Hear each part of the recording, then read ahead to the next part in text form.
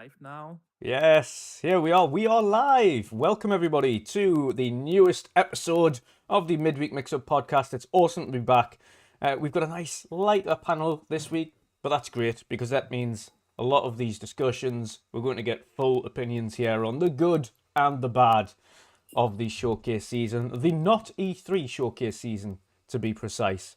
But yes, before we get into any topics, let's introduce our awesome panel today. First and foremost, Boxenberger. You've had some awesome shows over the last couple of days. It was a privilege to be a part of a few of them. Let people know, Thank you. Of course, what you've been up to.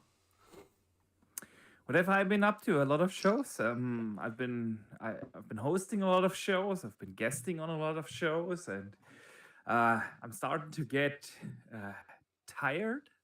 Yes. A little bit. I feel it, but I'm still having a lot of fun. That's why I'm doing it, and I can't wait to discuss everything with you guys here today because we hadn't had a chance to discuss everything properly in this constellation. Dutch, you and I, we had a few chats, but I didn't get chance or Pat's views on everything so far. So I'm looking forward to that. And yeah, today was actually the first time I played an actual game. Yeah, I know that feeling. Because I was just so busy over the last week.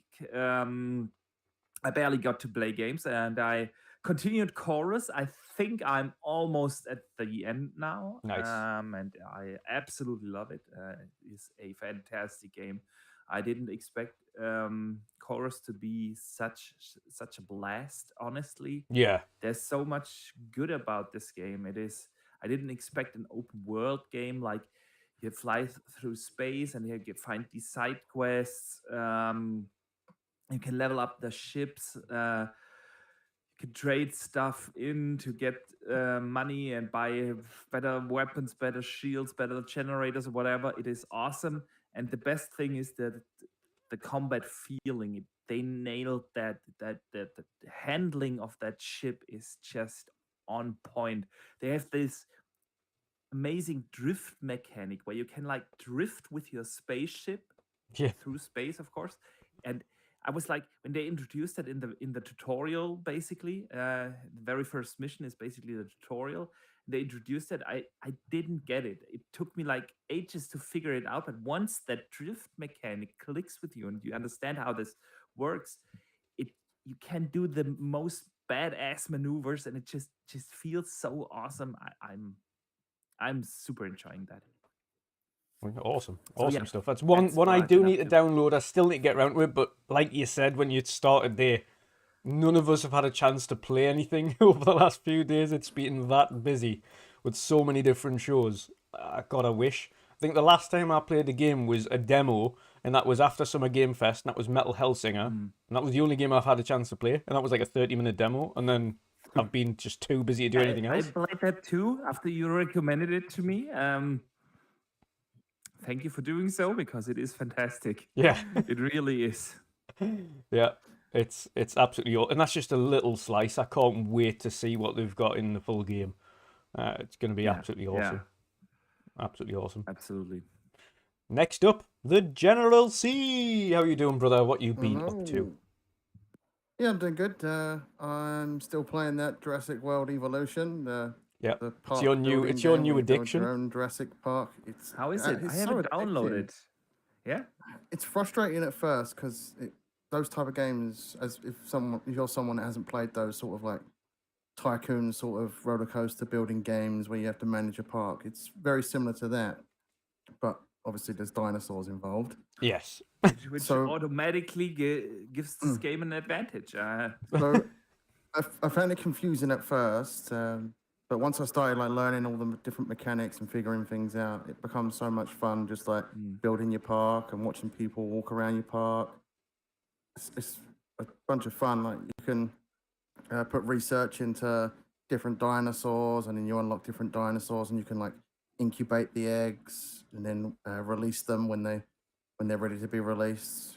But you never played the first one? No, I didn't play the first one. No. Ah, okay. I installed it on PC Gamepass and been playing it on PC. Shortly after we finished the extended showcase yesterday, I had grabbed dinner, came back into the studio, sat down. It must have been like 9, blinked, and it was like 2 in the morning, and I was still playing. Yeah, so the sign of a good game. It's fun and addicting. Yeah, I still haven't started the campaign yet. I've just been messing around in sandbox mode. Yeah. So I am going to start the campaign for that because I'm enjoying it so far. So why not? Might as well continue playing the game in all its glory. Definitely. See, I did want to download it because I'm always exactly the same thing. I think like City Skylines and Theme Park World or whatever it's called, Roller Coaster Tycoon or whatever it is, and even the zoo game that they had, Zoo Tycoon. Like I love building up things, and then you've got to try and manage the money and get more people interested and try and like upgrade everything and build your theme park or zoo or whatever it is. They're all really interesting games, and you can lose hours and hours to them. But no, really, really cool. So I need to jump into it at some point, but I feel like I'd lose my life, and usually that happens when I get into a long session. Honestly, I wasn't expecting to enjoy it. I thought I want to try something different, something that I don't usually play. So I installed it. I thought I'm not going to be playing this for long. I can feel it. Now I'm like 10 hours into that game, and I've just been messing around in sandbox mode. So yeah, it's actually a lot better than I was expecting. I see. Yeah, I see. We've already got some slander in the chat there from Vin saying Diablo is shit. That's why he's not allowed on the show today. Yeah. So there you go. Yeah, we forced him to go to work today. That opinion because I've never played a Diablo game. Oh, you'd like it. You'd like it. definitely. Dude, I you was, I gotta was just waiting for change that. Boxenberger to tell me to get off the show. No. But you have to play it. Yeah. You would I enjoy will it. play to be the fair. new one when it comes out. Yeah. It's going to go Definitely. into Gamepass at some point, right? So Oh, Yeah. it will be there day one. Oh Yeah. yeah, They just probably. can't see it yet. Through. There's no reason why they shouldn't bring it day one into Game Pass. Yeah. I agree. Completely agree. People in chat say I have an echo. I is can't that hear any echo. just- You can't hear any echoes, so Nope. it's not on my end. I can't hear no echo either, no. Okay. Very strange. Very strange. I'll Very tell you what, I'm strange. going to slightly turn down my computer just in case it's coming through that. I don't think so, but there we go. But yes, there we go. Let us know if you do hear some random echo. Hello to everybody in chat, by the way, before we get to Pat. Phantos, Vin, of course, Mrs. Joanna Dark, Barely Making Rent, UK Dazarus, I never pronounce this right, Cheeky, I think it is, possibly, Xbox North, Sourblowed Gaming, Paul AFC, let's have a look up further. I did see some more names, Joshua James, Lobby de Juego, who else? I'm sure I saw another few names there, Studos, of course, Fantoso, UK Lad, Muppet, Stuffed Sean. And there is even more. I know there's more because I've seen a few more faces. Outbreak Podcast. Hello to you too. John Wolf, hello to you. And I know there was another few. I know there was up at the top. Mr. Too Big himself. I know you had a massive. There was a game on there in Naraka Blake Point. You Really stood out to you. It's me that has the echo. You now. You don't have an echo. That's very strange. No, I can't hear no echo. Is everyone just pulling our legs here? There's no echoes. Don't lie to us. Yeah. Kind of feels like it. Yeah. Patio, how are you doing today, brother? What you been up to? What's up, guys? What's up?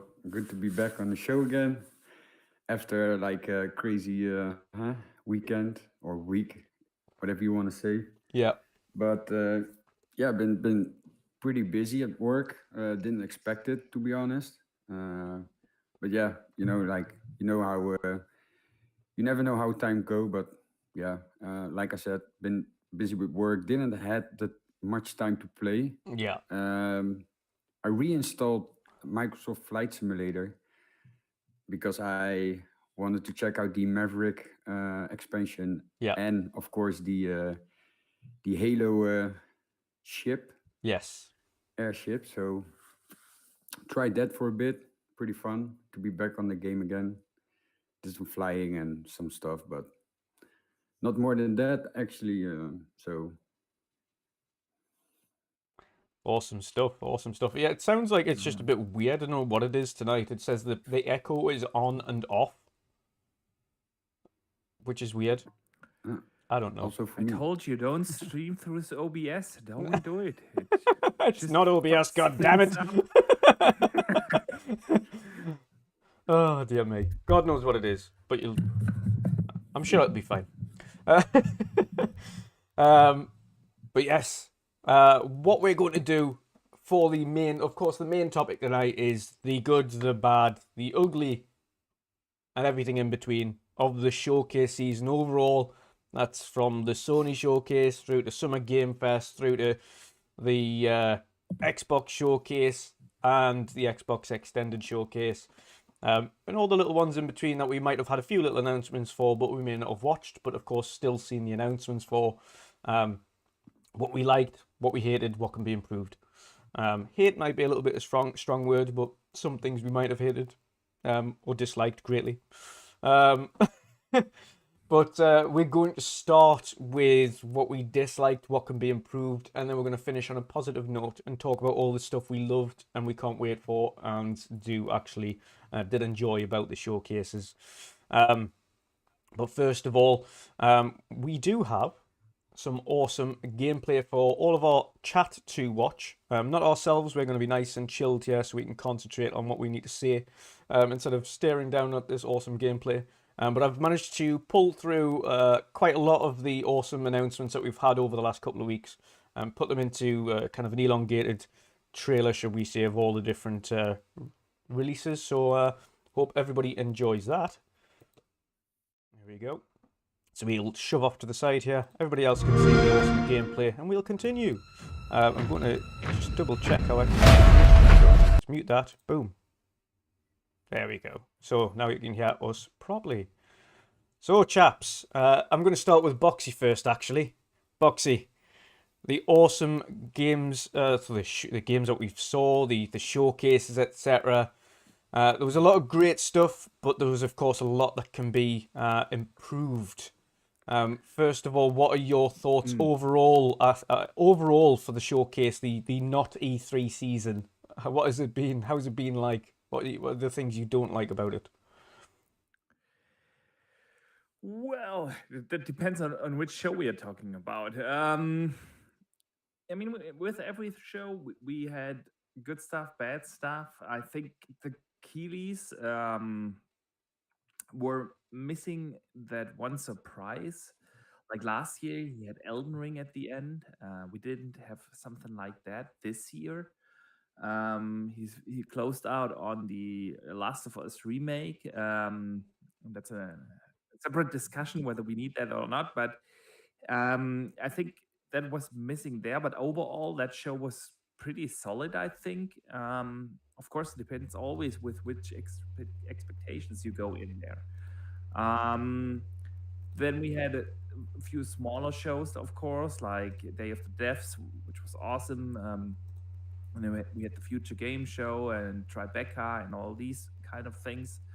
There were also not that many things, and I think one thing that I would say is kind of a bad thing. I think is that we have seen some games multiple times on these shows, and that made me just wonder, yeah, if it's just too much in such a week to have like an IGN show, a GameSpot show, a Day of the Devs, a Tribeca, a PC game show, and so on. So yeah, I think this was definitely one thing. And then of course, especially being an Xbox content creator, the big thing was, of course, the Xbox showcase. And yeah, well, I have said it on a lot of podcasts. I have mixed feelings about this podcast. There were a lot of good things in there, but I would also kind of feel like a hypocrite if I just praised that show to the heavens now. Yeah. Because it really wasn't what I was hoping for. I've said prior to the Xbox showcase that I want 3 things out of the Xbox showcase. Yeah. I want to finally see gameplay for games. I want to see what Xbox is delivering in 2022 for us over the next 6 months for us to play. And I wanted to see updates on these games that have been announced years ago and they didn't, or alternatively a surprise announcement that I obviously don't know of. But they only delivered one of 3 things that makes a great Xbox show for me. They delivered gameplay, and I really, really liked that part.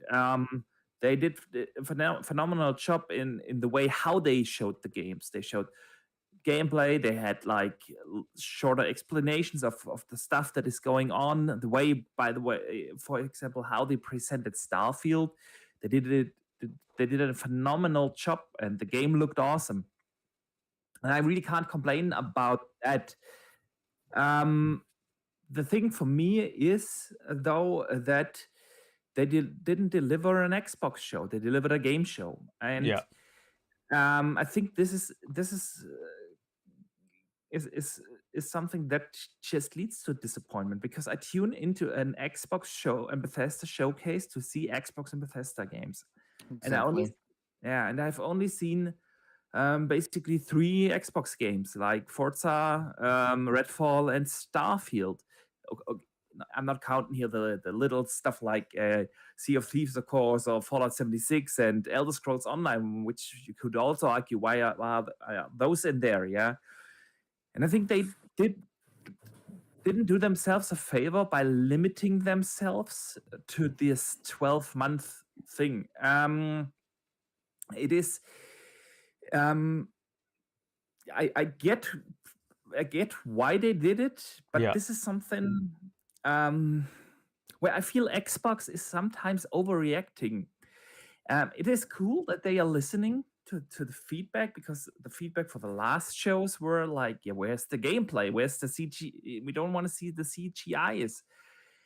But this is absolutely overreacting now to only Yeah. limit yourself to 12 months, because those are the only games that have gameplay ready. Yeah. Like, and put up a couple of CGI announcements in between. Leave Fallout 76 and Elder Scrolls Online out, and use that time, and Sea of Thieves and stuff like that. And then these kind of filler things. And use that for a CGI announcement of Indiana Jones, or I don't know, the Compulsion game, or the NXI game, or the next Coalition game, or I don't know, do something like that. But I feel like Xbox sometimes does these things that they hear a certain feedback, and then they go full board, full action towards that feedback. We have had a similar thing, like when they had the feedback that they are too hands-on with their studios, and now we hear they are not managing them at all. Now they're too hands off. Yeah, they are way too hands off now, kind of overreacting. And we could bring up a couple of other examples, and I just feel like this was this kind of overreaction to this. We want to see gameplay. At least I hope that that's the case, because if the other thing is simply that they don't have anything else to show that is in a state that is worth showing. So, but I can't imagine that. But at the end, we have to look at some facts.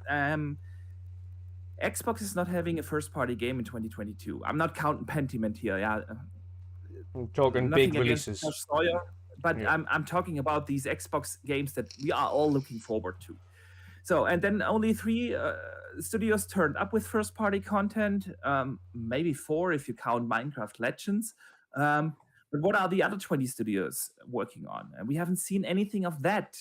And we are not getting any games to play this year. And it's from first-party perspective, yeah. And I know the discussion is out there. Now suddenly exclusives are important. It has nothing to do with exclusives. It has to do with first-party content, quality AAA blockbuster games that we enjoy. And Xbox is not bringing that. And I feel like I'm overly critical here, but I feel like everyone agrees with me probably that 2017 especially was probably considered the low point of Xbox. We had like Forza Motorsport and Super Lucky's Tale in that year. But we had also a console launch that year. We had the Xbox One X that took a lot away of the lack of first-party content, because we were simply excited to have new hardware. Yeah. And then they bought all these studios. Yeah, they quadrupled the amount of studios that they have. And now they sit with, and they did that starting in 2018, 19. That's when they all bought all these studios. And now we're sitting here 4 years later, and we're having the worst year for Xbox ever. It is beyond my understanding how something like this can happen.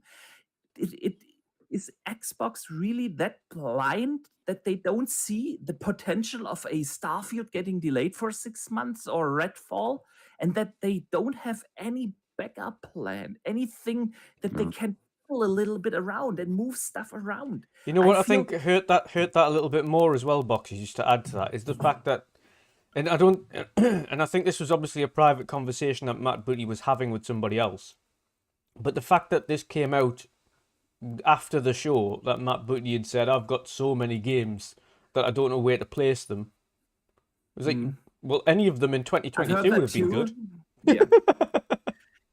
I've heard that too, and it feels kind of like, obviously, like you said, luckily it was a private conversation, because if that would be an official statement, honestly, Yeah. it would be simply embarrassing. And it is like it is, and I know people want me to sugarcoat it, and it actually cost me a lot of followers and subscribers on my YouTube channel for saying that, but I just don't, or I just can't sugarcoat the fact that Xbox is not having a single game in at least 15 months. Yeah. November 21, we had the last one, and the earliest we get the next one is February 23, and it's not even confirmed. Yeah, that's just me guesstimating. Yeah.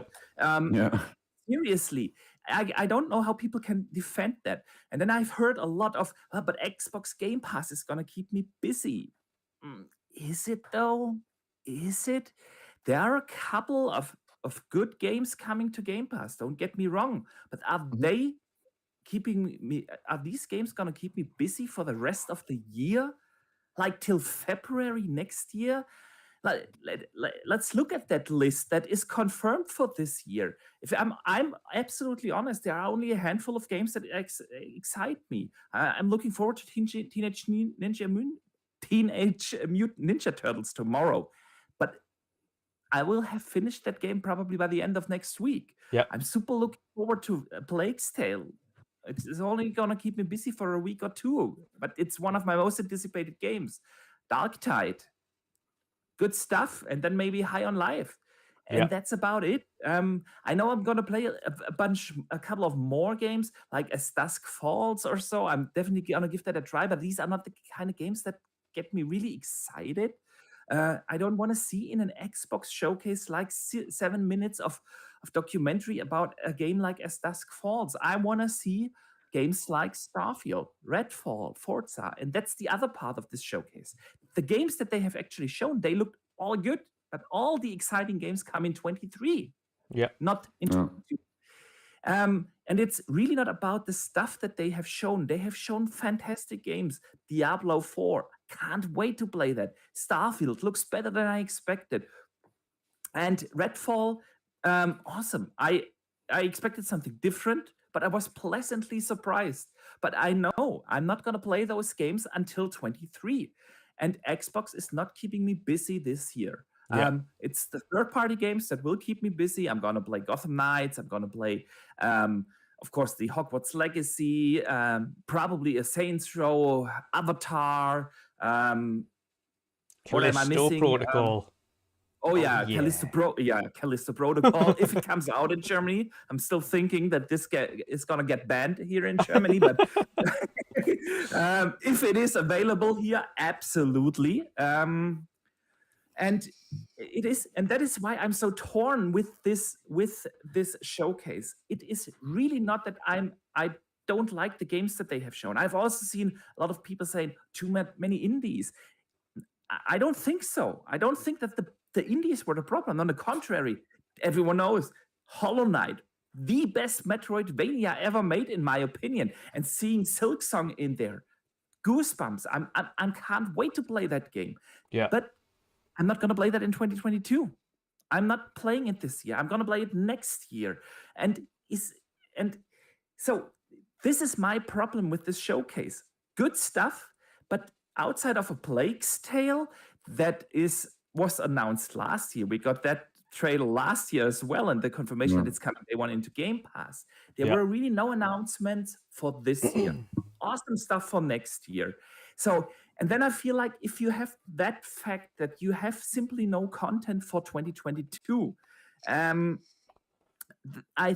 feel like you kind of need to generate more hype, more excitement for stuff that people have seen years ago, like a Hellblade, like Vowed, Fable. 2 years ago, Hellblade was announced in 2019. Give us something, give us an update and say, listen, we know you wanted to play Starfield this year, and we're sorry, blah, blah, blah, blah, blah. But that's the roadmap. This is what you can play.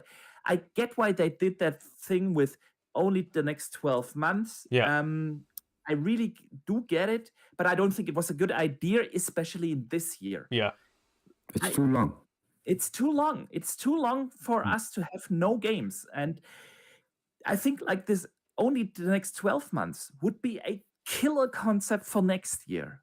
Because if we're talking about the time frame in between June 23 and June 24, what are we talking about here? We are talking potentially about a Hellblade, a Fable, a Vowed, all these things.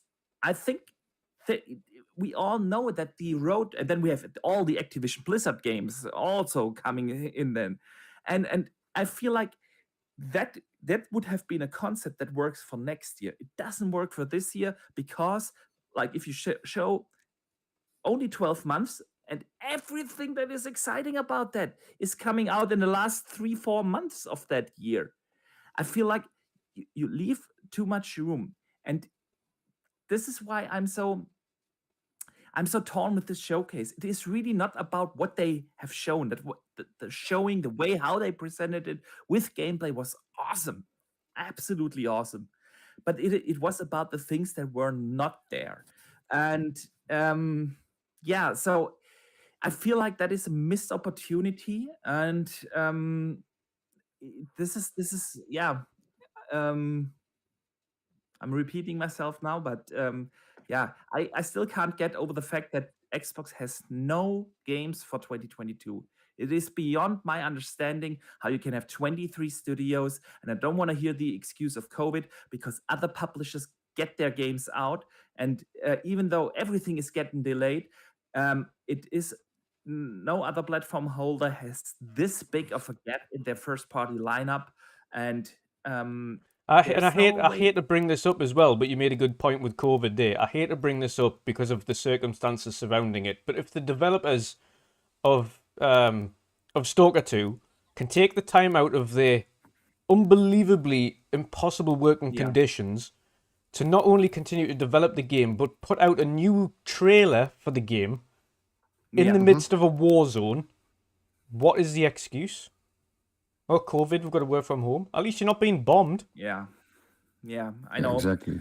I know. And I've said this, I was invited on another podcast, shout out to the Grumpy Gamers.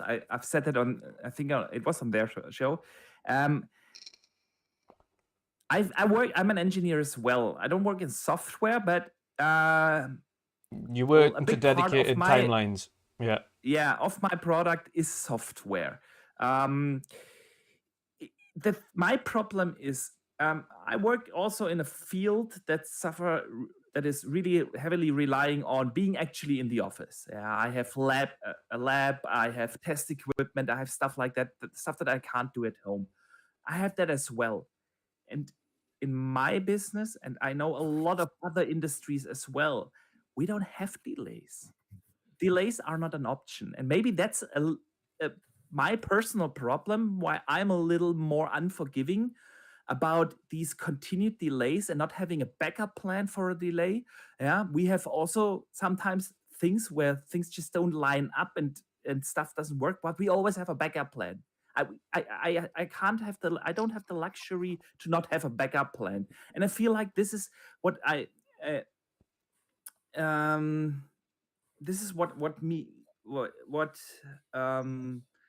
why I have a problem with Xbox really being that empty in 2022. Yeah. And yeah, I see a couple of comments here in chat as well. Admit I'm not a gamer. I just say I dedicate so much time to gaming, not just playing the games, but actually covering them and talking about them, making content about them. Yeah. I'm not a gamer, I don't know what is the issue there, but the fact is we're talking specifically about. That's my point. I was going to say we've mentioned this specifically as well, Boxy. At this point, it's not like we're not going to be playing games because we're going to be playing a load of third-party games. The point is Xbox is dry. Absolutely. As a first-party output, there is none. But I don't get that comment. Just admit you're not a gamer and be quiet. What the? Yeah. Really? Serious, dude? We're sitting on a gaming podcast. Talking about games. Yeah. But it's okay. It's okay. Some of us are streamers that stream games. Yeah. Box is a content creator that makes videos. Yeah. Okay. It's all good. We're not gamers, it's all good, though. dude. I'm just saying. Yeah. that's why I'm so disappointed, because I love to play games and I'm just not getting what I was hoping for. Yeah. And yeah, I think like I said, Undercover this Nintendo concept fan says, Mr. Joanna Dark. Oh, I am guilty as charged. I am an undercover Nintendo fan. Yeah, but now I totally lost my point. Doesn't matter. I like Nintendo. I like Sony. I like Microsoft. I even enjoy playing my games on PC. Yeah. That's the kind of gamer I am, and that's why I just I want to probably close my thing with two things. I would feel like a hypocrite if I say I'm totally fine with the show that they put out there, because I did a prediction show. I was on a bunch of other prediction shows. I was just saying what I'm expecting from that. And if my goalposts changed right after the event, I just would feel like a hypocrite. That being said, I haven't said anything about the extended showcase, and I want to applaud. I want to applaud Microsoft for doing that. I really enjoyed this one. We did a post show yesterday, Dutch, and thanks again for being part of this. But I've said this on the post show, and I feel even stronger about this today, actually, after sleeping on it. A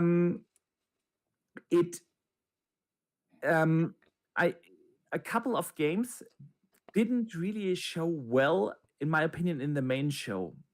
And the extended showcase gave a different perspective on some of these games. I've seen a lot of people say after the first showcase, High on Life, super awesome game. I looked at it, looks fun, but didn't do anything for me. After seeing those developers and explaining a little bit more about the game, actually, I'm pretty excited now. Yeah. They even did that trick with Pentiment for me. I was expecting with Pentiment something else, because it was rumored like a Disco Elysium type of game. And it's obviously not that, but now that I've seen a little bit more, I'm definitely giving it a try. I really enjoyed that extended showcase. The Microsoft Flight Simulator background was really well done. It was a fantastic show. I love these deeper insights, these looks behind the scenes, these comments from the developers. I really enjoy that, and I want to applaud Microsoft, and especially with that ending of the extended showcase. I think they did the most powerful and most impactful thing that has happened for a long time in gaming. I really did not expect them to come out with such a video. I absolutely love it. It's fantastic that they support the Ukraine like that. It is impressive what GC Game World are trying to do right now, and the problems that they are having. And it was so moving. It is absolutely. I can't applaud them enough for doing that. It was by far the most and impactful thing that happened. And so now I rambled on for like 30 minutes. It's okay. It's okay. My spiel about the showcase weeks. I want to hear the other thoughts. Yes. But yeah, I think I hope I brought my points across. 100%. There's good and bad. There's good and bad on everything. Yeah. And we're going to get into the good, because there was a lot of good things to come out of that as well. I want to just to say to Joshua in chat as well, you're fully entitled to have your opinion, but the moment you start calling people childish names is the moment you'll get timed out. So feel free to have an opinion, but don't bring any fanboy or arguments or anything into this chat, because you will just get timed out. So you are entitled to your opinion, but be adult about it. Thank you. But yeah, Boxy, you've made some great points. Again, we're pretty much in the same boat. And a shout out to Mr. John Dark there with a super chat as well before I jump into that. He's $5 super chat. Boxing Burger, People forget that you're a movie star besides being a gamer at the same time filming in the Halo TV series. Yeah. I still think it is special Nick and not me who is the star of that TV show. And Keir Sante, of course, Mr. Keys. Absolutely. Awesome stuff. Before I jump into my opinions, I'm going to get the opinions of Mr. General C. What about yourself, sir? What were you thinking? I didn't manage to catch some of the smaller stuff, the smaller showcases. But Yeah. for the bigger ones, like the Summer Games Fest by Jeff Keighley, Yeah. there's a few things in there that I wished that wasn't there, like the whole bringing the Rock on. That was like really out of place. Yeah, That's completely agree. something that doesn't belong in a game showcase. Yeah.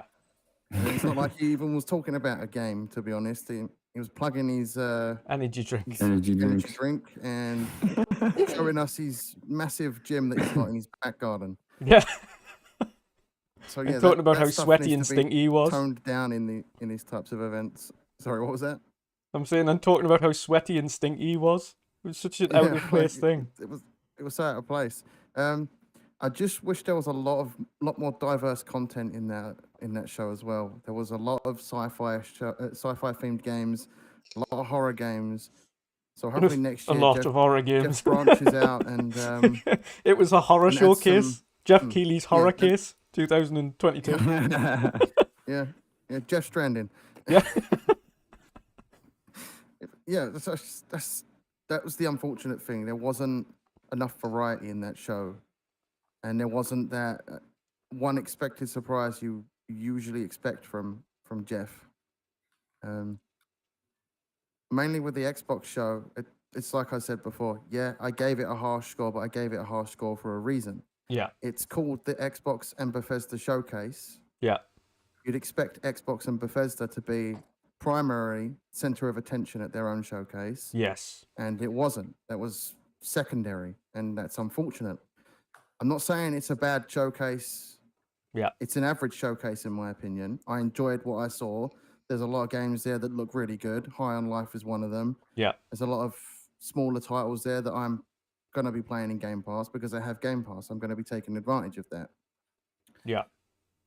It's just the fact that I wanted a little more Xbox at an Xbox showcase. Yeah. And that's really where I stand. Yeah. It's the same with Sony's State of Play. It was a third-party showcase more than anything. Yeah. And people made fun of Sony for having a third-party showcase with their State of Play, and I'm keeping that same energy. Yeah. But at the same time, we have to give with Sony though. At least they give notice. This is third-party in VR, and that's it. Yeah. They prefaces that on their own website.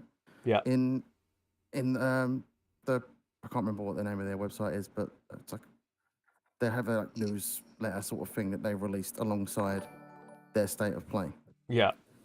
And they let us know this is not what we got with the Xbox show. Everyone was sitting there thinking, we're finally going to see a lot of these big Xbox games like Hellblade and maybe Fable, although that was a little far-fetched.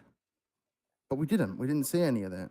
And we've seen gameplay already of Hellblade, and this would have been an adequate opportunity to show an extended version of that gameplay, and we didn't get it. No.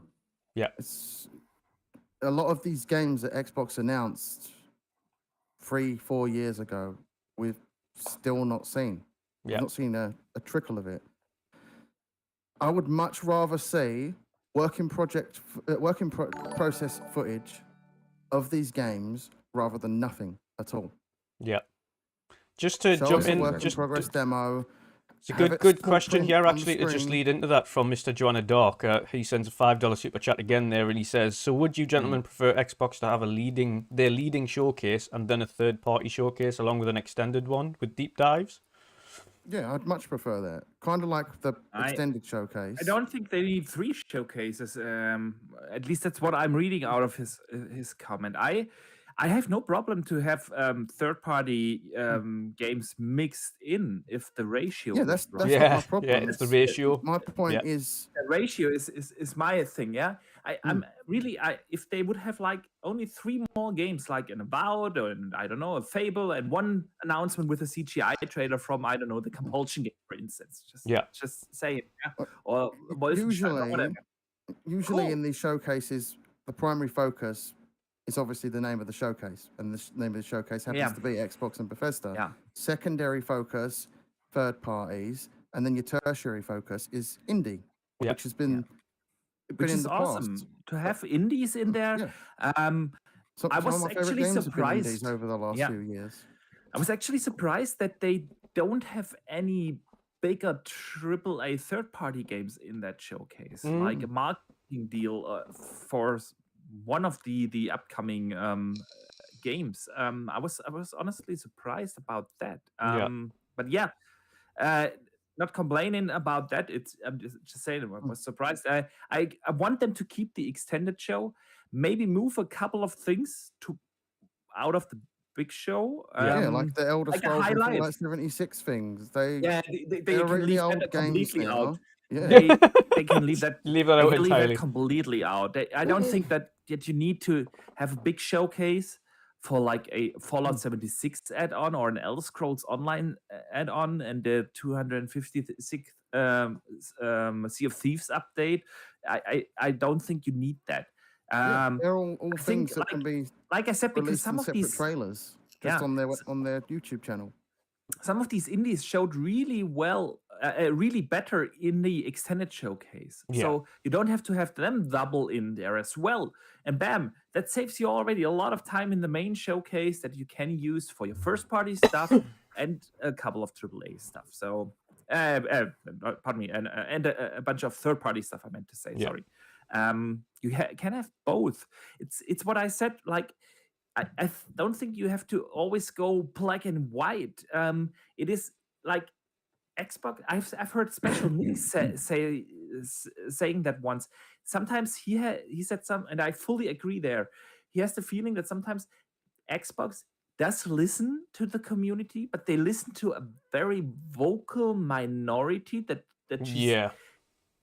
And then they go to and they don't have like someone in there who tells them like, listen, yes, CGI was the complaint and we need to do less of that, but we don't need to get rid completely of that. Like have that fine feeling for what's actually what does the community actually want. I agree with Nick there. That this is that finesse is missing. Yeah. Someone mentioned Kojima here as well, and I think that was very pointless. It was more just a look, we're working with Kojima. Goodbye. Look who we've got making a game for us. Way. It just felt unnecessary. Like they could have showed it next year or at whatever future event they've got coming up this year. Yeah. It just felt. Yeah, but you know what it is that okay, the news with working together with Kojima is like, you know, like really nice. It's awesome that you can work together, but they should like show something because he was talking. Yeah, we have future things, blah blah blah. Probably there's already something in the making, but show something that you are like working on, even if it's like maybe a 20-second something, you know? Yeah. And not just like sitting there say that you work together and you have something for the future. But what do you have? How long do we need to wait? Do we need to wait 12 months before you have that you show something to us? Or I understand that people are really hyped about it and people already expected that Kojima is going to be on the show. We heard Nick talk about it. We heard guests talk about it as well on the prediction show.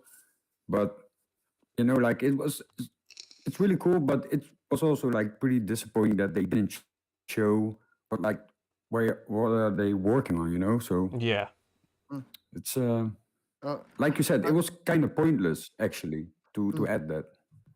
I just don't understand why they dragged Kojima all the way to LA for that. out to film something like that just to rub it in the face. It feels like it was an attempt to rub it in the face of Sony, but we all know Sony are working on Death Stranding 2 with Kojima. Yeah. So that was just very unnecessary. If you're going to do that, at least do it when Kojima has something to show for it. he had nothing. It was just him talking about his project that he's working on, and that was it. It Yeah. felt unnecessary. It could have quite easily just been Phil Spencer saying, "I'm delighted to confirm that we're working with Kojima, Hideo Kojima, on a new game specifically for Xbox." Yeah. And there'll be more information in time. I don't think the whole Kojima being on screen was really worth the time. It was a good announcement, but it was a very long rumored announcement that we'd already expected. But I agree in that without anything to show, Honestly, that kind of made no announcement could have difference. been done on Twitter, Yeah. and it would have had the same impact.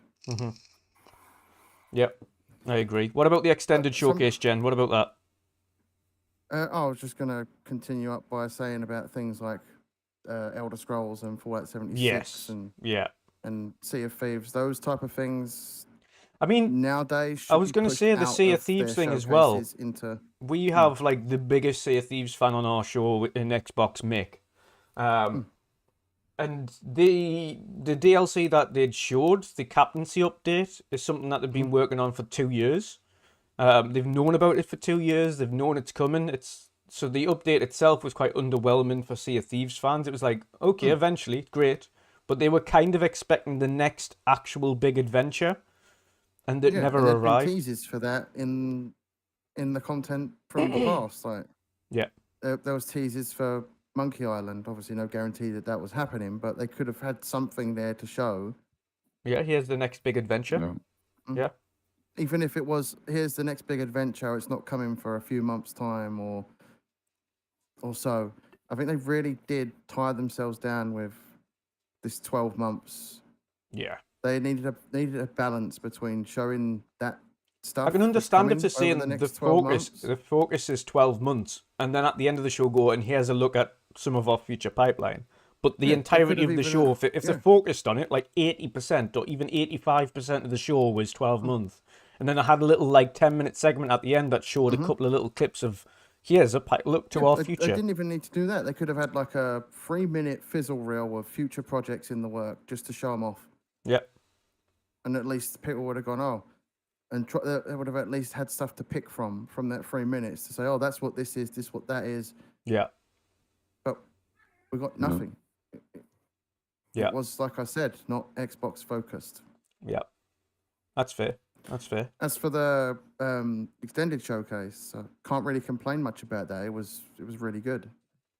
I think we enjoyed that a little bit more. I think, especially like during watching it and things with all you guys, we seemed to be, I think as a whole, we seemed to be a lot more positive about what we were seeing there. There was a few nice little surprises. They even had some surprises there in the extended showcase, and I didn't expect that. I really didn't. The Texas Chainsaw Massacre thing was really interesting. I like horror games, so I'm going to be trying that out. It's coming to Gamepass, so there was a few surprises there, and I didn't expect that at all in the extended showcase. I went into that expecting it just to be them talking about everything from the showcase on Sunday, and that's pretty much what we got. But we also got a few cherries on the top, so I can't really complain about that too much.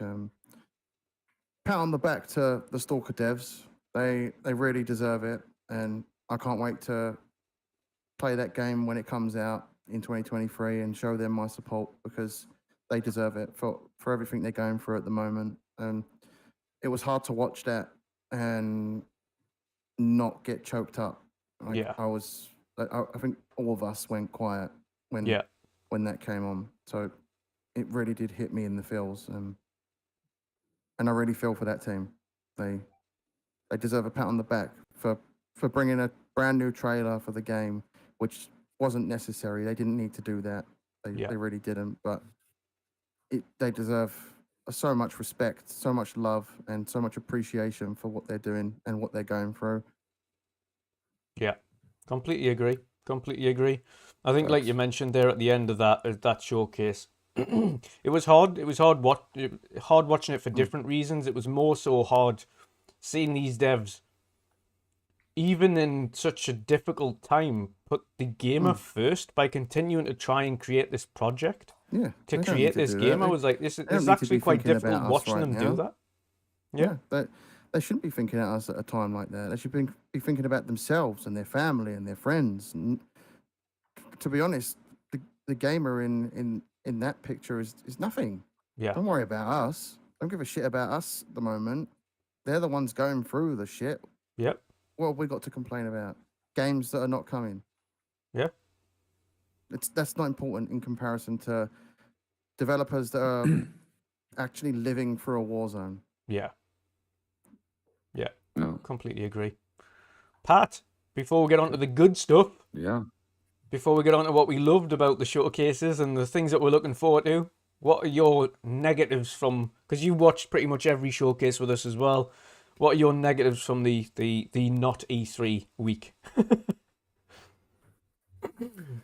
Well, I think the Summer Game Fest was pretty surprising because of all the horror games in it. Yeah. I'm not like the type of horror fan, but seeing these games, like the Callisto Protocol, of course, and we had some other like 4 or 5, maybe 6 horror games.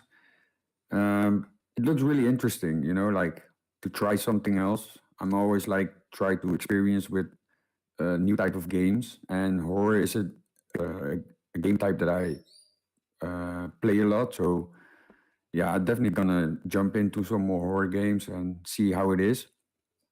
But yeah, I was pretty surprised with the Summer Game Fest. We had, of course, Street Fighter 6 in it. Looked really cool. Wanted to see more from the free roam kind of gameplay that you had, because that's, you know, like it's pretty new. Yeah. But yeah, most of it was like horror games. So it's it looked really cool, to be honest. Yeah. Yeah, Xbox showcased. Yeah, you guys saw probably also the reaction video that we did. Yeah. Yeah, there was quite some good games in it. Redfall, of course. We got the. I'm looking forward to the Forza Horizon 5 DLC. Yeah. Been like speculating all that on my Twitch channel as well. Every time when I played it, tried to figure out what kind of DLC will come. Yeah. And my first thought was like Hot Wheels, because it was, I think, one of the best DLCs in Forza Horizon 3. And yeah, man, they did like they bring us again Hot Wheels, so I'm looking forward to that. Starfield, of course, be awesome. Looked really good. I hope one thing that I saw is like you have the small gameplay where they like use the guns and stuff, you know, like with the shooting and that kind of things, and it looked a little bit off, you know, like when the enemy was shooting at you, it looked like you didn't get hit, or yeah, the same back on the enemy, of course. Yeah, it was the same thing. Like it was like really off, but I hope maybe they fix it, because it's still in the early stage. I think what a few people want with Starfield that you mentioned there that I think would help with that is the fact that there isn't, like on the enemies, there isn't blood or anything like that. And I think a lot of people were like, well, at least include something so it feels like we're hitting something, because I can understand when people watch it that probably haven't played a Fallout game either before. Fallout itself, when you shoot someone, like limbs will come off and head will come off and things like that, but it didn't seem to have this kind of thing in Starfield. So it didn't have like an impact. So when looked like you were shooting someone, they just fell down and like nothing really happened. And it's kind of weird because Bethesda is known for gory gameplay. Yeah. You just mentioned the most harmless one, but look at Wolfenstein, look at a Doom. Yes. What they do. And even to that argument, Skyrim had at least a little bit of blood and stuff. So yeah. Yeah. Continue, Pat, sorry. No. So yeah, that was I want to say something else as well. Yeah, but like I said, you know, like probably they are like still maybe this was like from an earlier build. recorded video. Yeah. Maybe they edit probably later, or when the game is finished, you will probably see that and kind of stuff. because that should be in a game like that. I'm also was pretty surprised by Hollow Knight. I know there is a Hollow Knight game, Yes. but this Dude, one, you have to play this. If you haven't played yeah, Hollow, because it's on Gamepass. yeah, I know, I've seen it. But Oh. when I saw this trailer, Yeah. hey, where you going, Boxy? He's obviously accidentally refreshed when I saw this, accidentally refreshed his browser, I think. Continue anyway. But when I saw this, it gave me like the Ori and the Blind vibes, you know. Yeah. And yeah, I really like Ori, so this is definitely a game that I'm gonna play for sure because I like the games from the side, you know. Oh, And sorry, I'm back. I accidentally closed my browser. What were you saying No about problem. Hollow Knight? You want to play it? Yeah, because yeah, like I said, I really like Ori and the Blind Forest or Will of the Wisp. Yeah. And this game gave me that feeling when I saw it. It is even I was better. like, that, It is even better. you know, like and it's hard to like say the that way because you play Ori is fantastic. yeah, So it you is. you definitely try it. If you like Ori, play Hollow Knight. It is so good. Yeah, I'm gonna download it when I'm gonna turn on my Xbox, and I'm gonna get it from Do it. Game Pass, and I cannot wait for the new one, of course, coming out. Yeah, what I didn't like really about the showcase is, you know, like there were so many people speculating about games. Yeah. You know, maybe something from Fable. Okay, you know, like it's probably too early to see actually something from the game, but like how long time ago did they show the small trailers? Like 2 years or something, maybe Yeah. 3 years ago, Yeah. and they still didn't have anything yet, and I'm pretty surprised by that. You know, like you're like almost 3 years later, and you don't have anything. Same counts for Indiana Jones. I was really looking forward to maybe see something about Indiana Jones, and there was nothing. Yeah. And you know, like these are probably like really big games, and I understand it's taking a lot of time, but like you need to have something, especially on a game show like this. You know, and also like what Jen said, it's it wasn't like really Xbox or Bethesda focused. It was more like, yeah, so it's like a secondhand showcase. Sorry to say it, guys, Yeah. but Yeah. I've got to Yeah. agree. There was something. There was something like 30 odd, almost 40 games or something shown. I've forgotten what the number was, but out of those, I think it was only 6. 34. Yeah. 34. There was only 6 or 7 at most that were actually Xbox. The rest of them were indie and third party, and that's what we're kind of alluding to with all of us saying exactly the same thing. Like it's an Xbox Bethesda showcase, and Xbox Bethesda were almost not there at all. Yeah, it's like they were No, secondary no, focus. exactly. Yeah. And I was pretty surprised as well that they show something from Fallout 76. Yeah.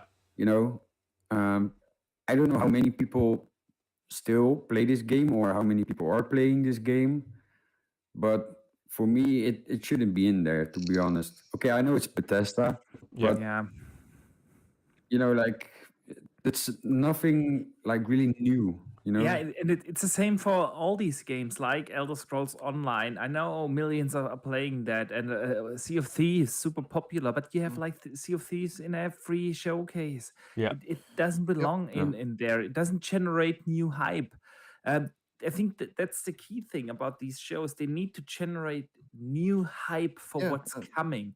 At this point, for those games, it's unnecessary padding. Yeah, exactly. And I would understand it if they squeeze it in the extended thing. But I've said it in chat earlier to Mr. Joanna Dark. Shout out to him, by the way. I love having conversations with him, even if we sometimes disagree. It's such a fine gentleman with whom you can have fantastic discussions about gaming.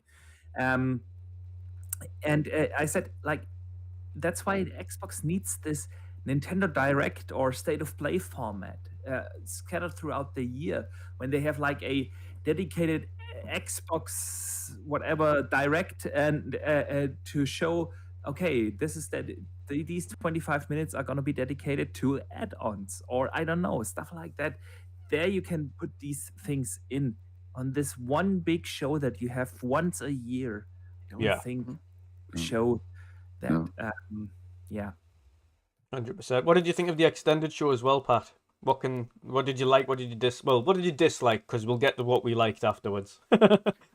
Well, to be honest, I've seen the start of the show yesterday that you guys did. Yeah, I only saw the start. yeah, I turned it off because I needed to do something else. I didn't see the extended one, yeah, and I only saw the post that was the tweet that was posted by Aaron Greenberg about the makers of Stalker 2. yeah. You know, uh, that's the only thing I really saw, and the message that you guys sent about the Texas Chainsaw massacre. Massacre. Yes. Chainsaw, yeah. So yeah, I need to rewatch this. I Yeah. need to check it out before, yeah, like, so I cannot like really Comment say on it. what's good or bad about the extended show. Yeah. But like I said before we started the show, much respect to the creators of Stalker 2. I was really out of words. It hit me pretty hard. So Yeah. once again, yeah, huge respect to you guys. You didn't need to do this, but probably you guys just wanted it. But yeah, man, like I have no other words. Just like respect, and I hope this shit will end really quickly. Yeah. Yeah. I think we could all say yeah, man. that. 100%. We all want it to end quickly, mainly for the lives of those people than anything else. Not for us. Games come secondary in these situations. So to us, even watching it there, we were all thinking the same thing. Like, I still can't believe they've had the mind or the ability to go out and continue to develop in such a situation, because I don't know whether or not I would have been able to. I don't know. I think much like some of the devs who chose to go and fight, that probably would have been me. I don't think I could have sat there and developed or thought about other people in a different sense. Like, we've been creating this game for people around the world, so we want to give them this game. I don't know whether or not I would have been able to sit and do that. So massive plaudits to them for having the determination mentally to continue to work on a game in those situations, because that must be just so tough mentally for them to do. And yeah.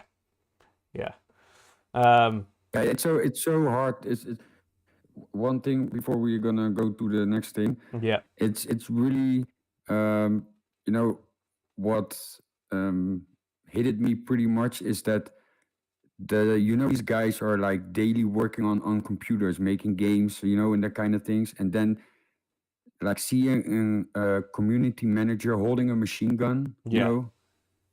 I was like, what the heck, like seriously, I'm honest, I can cry now, because it's really hard to see those people going through this. So Yeah. yeah, it's crazy. It's really crazy, man. So like I said, I hope the shit all ends really quickly, and just let them do that thing, like, and not doing that thing while there's a freaking war going on. Yeah. Yeah, it's Exactly. insane, but yeah, Exactly. huge respect. Definitely. Yeah, so, and I want to shout out to the rest of the chat as well. Hats off to you guys. Awesome chat as usual. And of course, one thing we want to stipulate as well, as always, these are our opinions. We probably don't like or are as excited for some of the games that were shown as you might be. But that's awesome, and that's the good thing about these showcases. There's going to be stuff in there that you guys love and we don't like. And vice versa. We might like something and you don't. But that's good. That's the whole point in it. This as the old saying goes, play what you love what you play.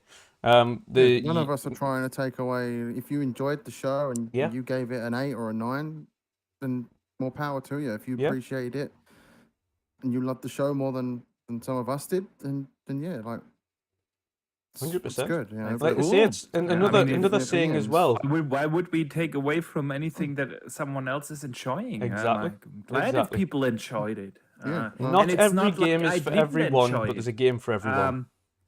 yeah. None of us are personally saying you're wrong for your opinions. Yeah. We don't expect that from you. Our opinion is our own. Yeah.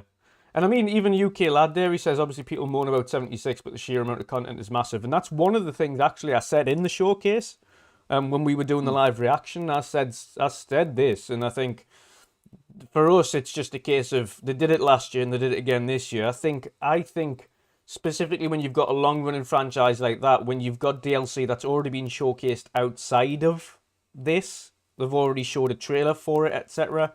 I don't think the necessity to put it in the big showcase is there. I think that stuff you keep for the extended. And you say, okay, within the extended showcase, you're going to see updates from Fallout 76, Elder Scrolls Online, Grounded's new expansion, Sea of Thieves' new expansion, whatever it is, unless it's a big expansion like we got with Pirates of the Caribbean, which was huge.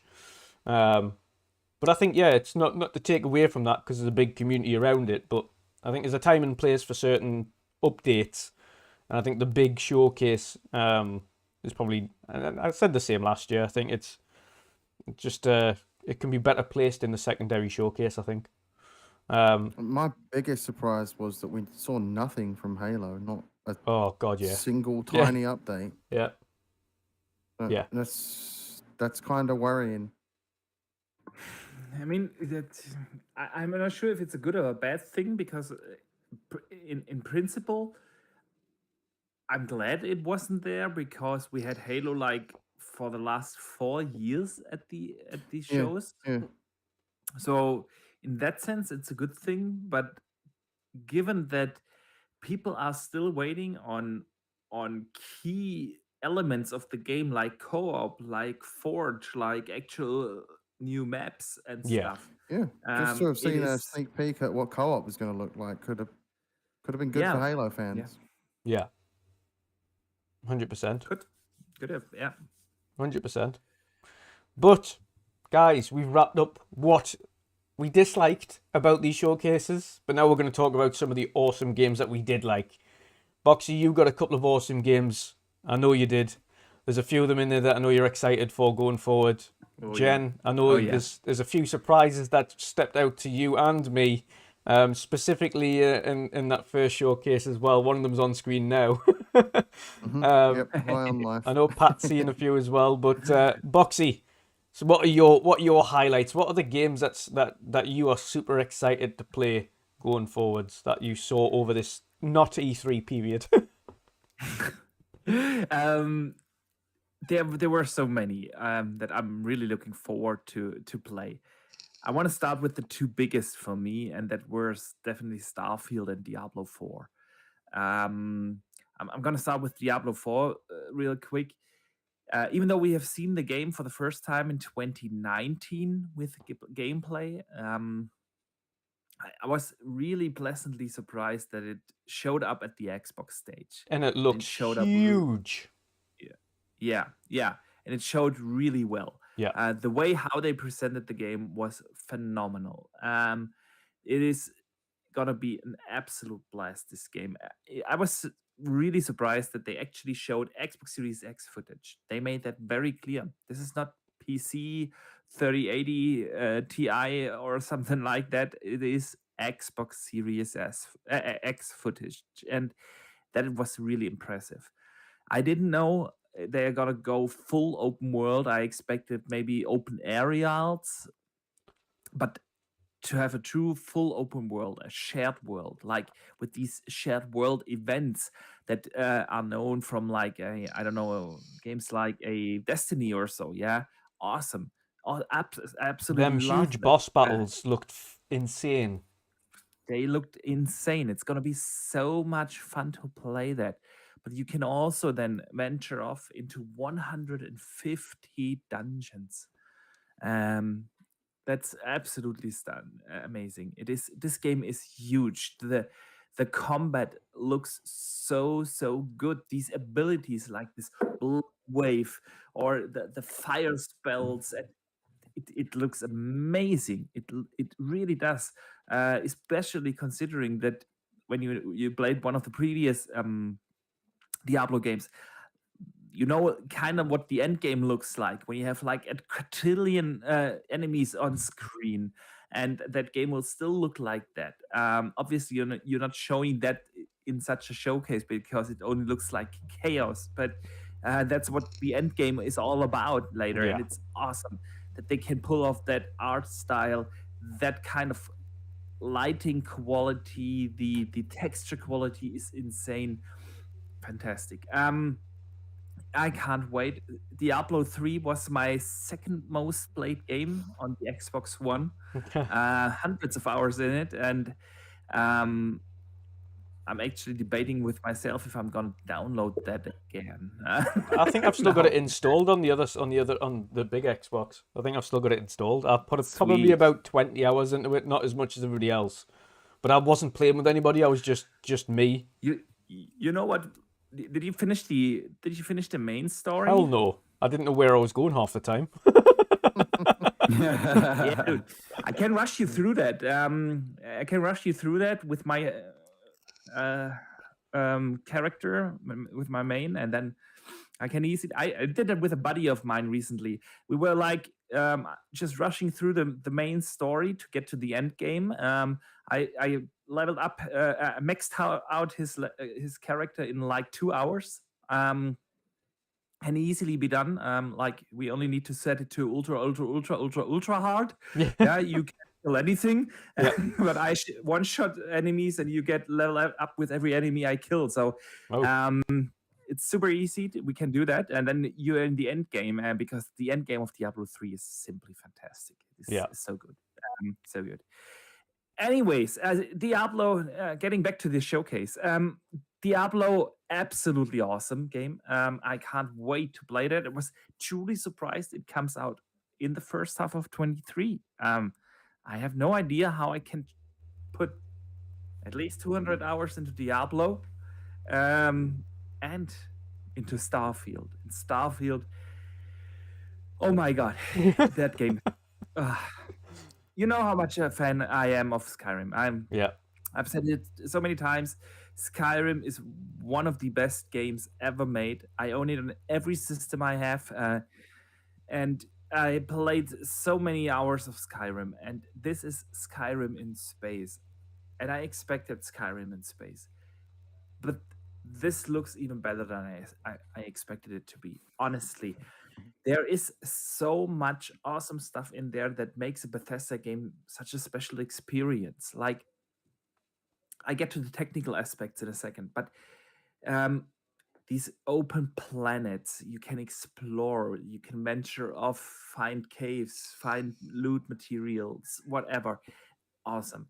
You know you will have that main story, the scripted side quests, where your choices simply matter, and then you can do this or that, and you don't have a path you need to follow. Yeah, you can have the different factions and everything. Awesome. Then space combat. How awesome is that they included that in this game? And it actually looked really good. Yeah. I was surprised. Really, it reminded me kind of like of, I don't know if anyone is as old as I am and played Privateer 2 back in the days. It was kind of like a Wing Commander game, but yeah, I had that. Then if you have the base building, you have these economy mechanics, all that in there as well. Your character can be leveled up with, and I've said that so many times. Skyrim, I still think Skyrim has the best leveling RPG mechanic I've ever seen in a game. It only makes so much sense that you're not getting better through spending skill points on something, but by actually using your abilities. I love that, and they refined that. Have you seen that skill tree? Yeah, it's huge. massive. It is massive. It is gonna be a deep RPG. I love that. I love that they don't simplify that for the masses, but that it's in there, in its core. That's why I don't get why people compare it to No Man's Sky. It is not No Man's Sky. It's No Man's Sky is a survival game. This is an RPG. It is a story-driven, narrative-driven RPG with tons of side stuff. I think a lot of the reasons why people say it looked like No Man's Sky is because it opened with that like one bit where he's walking up to the thing and he harvests it with a laser, and then people ran with that, and that's Yeah. why people say it looked like Yeah. No Man's Maybe, Sky. maybe. Yeah. It is fantastic.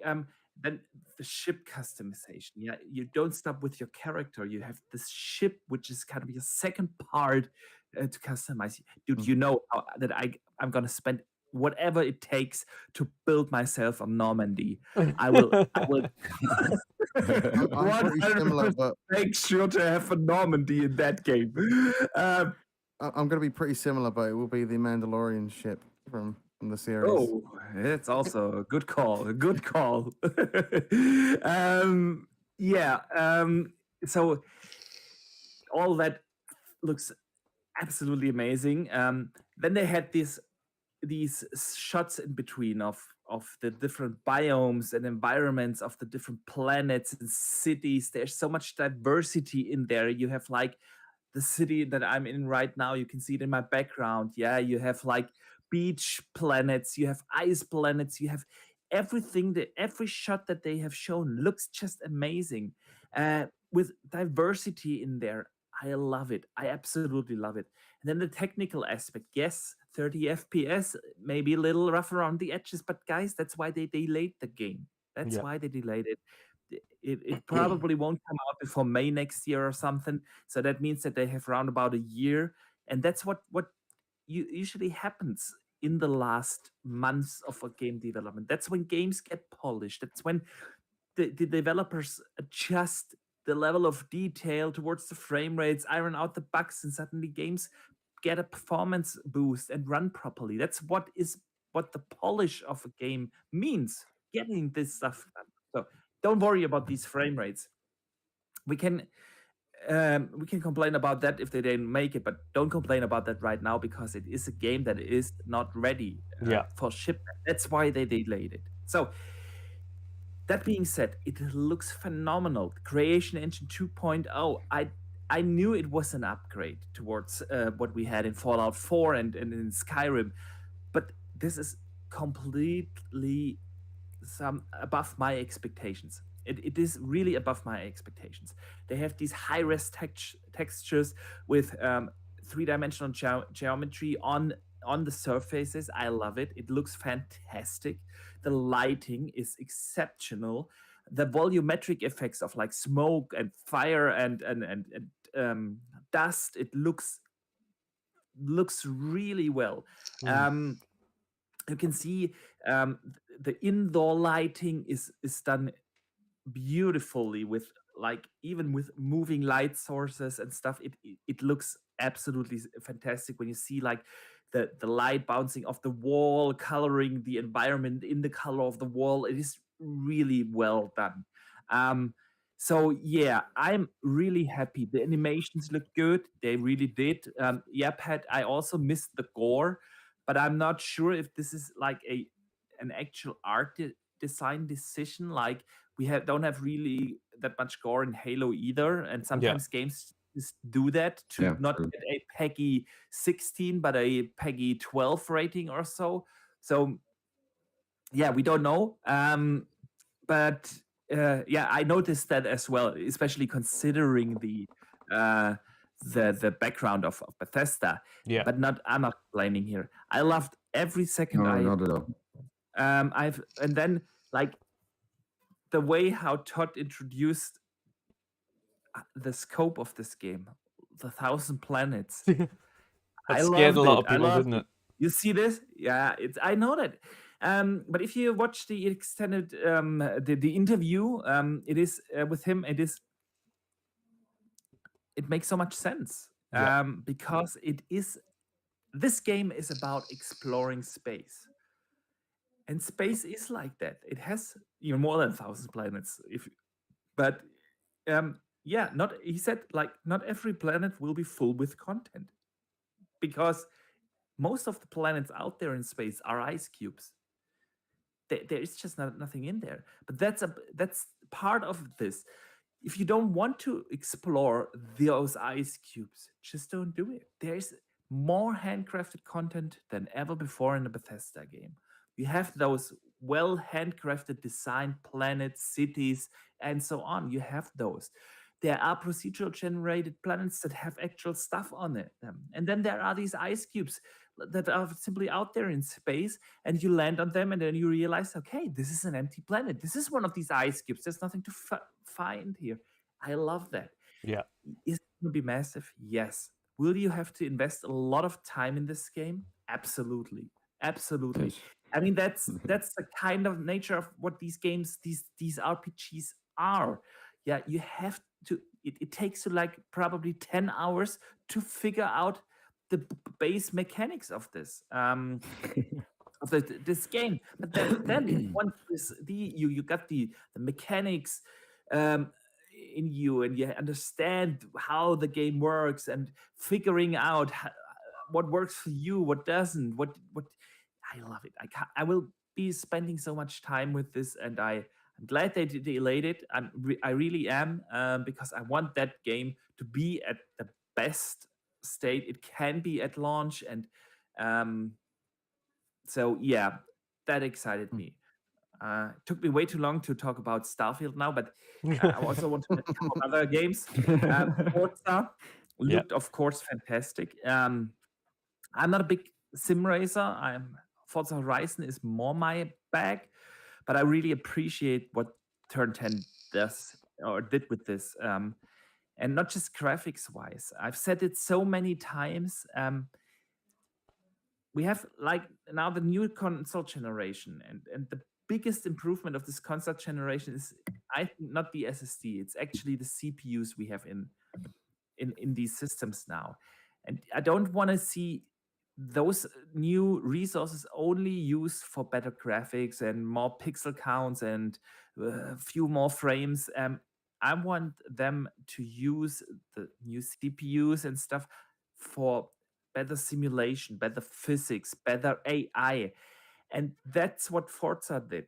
They have like a significantly improved physics system. Like the tire road interaction points are like increased by a factor of 48. They have over 120 interactions per turn of your tire now with the road. It's insane, guys. I love that stuff. I love that level of detail that they bring with this engine.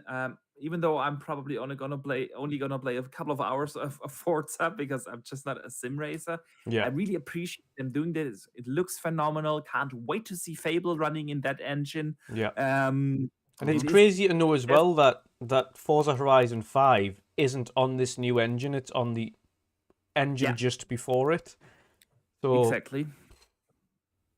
the future with this engine specifically is going to be insane, specifically for, like, as you mentioned, Fable and the next iteration of Forza in a few years. Yeah. Oh, can you imagine the Forza Horizon 6 in that engine? Ooh, sweet. Yeah. Sweet. No, very good stuff. So then obviously Silksong, Hollow Knight Silksong stood out to me. Love the first Yeah, one. as soon as we seen that and it got the official announcement it was going to Gamepass, I was like, Boxy's going to be over the moon. Yeah. I really liked Redfall. I expected something different. Honestly, I expected something different. I had more like a Borderlands in mind. Yeah. And it didn't look like that. And I love it. I love it. I was pleasantly surprised. Nothing against Borderlands. I just recently played Tiny Tina Wonderlands. Fantastic game. But Arcane is, I don't know, has any of you guys played Prey? Yes. Yeah. I have, but I haven't completed it yet. Yeah, so you guys, everyone who played Prey knows that, or the Dishonored games knows that they have something unique to form to their games. It's not your generic shooter. It's not. It's Arcane makes something special. They have that unique, special Arcane touch, and I love it. And this game actually showed, I thought, really well. It gave me the impression I can play that solo if I want. I can have a couple of friends jump on if I can't be the boss or something. Yeah. I love that. I so yeah, it really looked good. I'm more excited for Redfall than I was prior to this. So fantastic. A Blake Tale, Requiem. The first one is an absolute fantastic game. Yeah. It really is. It looks like it's gonna be improved upon everything that they did, like these sequences when Amicia moved through these high fields and the flowers acted according to her movement and stuff like that. Those were the little things that were missing in the first one. So technically, it is improved. I can't wait for the story. The first one was so impactful. Love it. Can't wait for that game to come out. I hope we get a release date rather sooner than later. The release date is going to be announced next week. Was it next? I think next week they are going to have that 23rd. Yeah, That feels 23rd. so Yeah, on the weird that they 23rd. didn't just announce it, you know. And then they showed it Why 3 wait the times. extra week? They showed it 3 times. Yeah. So it made it was Yeah, even more. That's what weird. yeah, they were at the Tribeca, they were like all over the place. Yeah, so but I Yeah, feel like that's I- not going to be long then. If they're showing it multiple locations, I feel like maybe it's yeah. only a couple of months out. Yeah.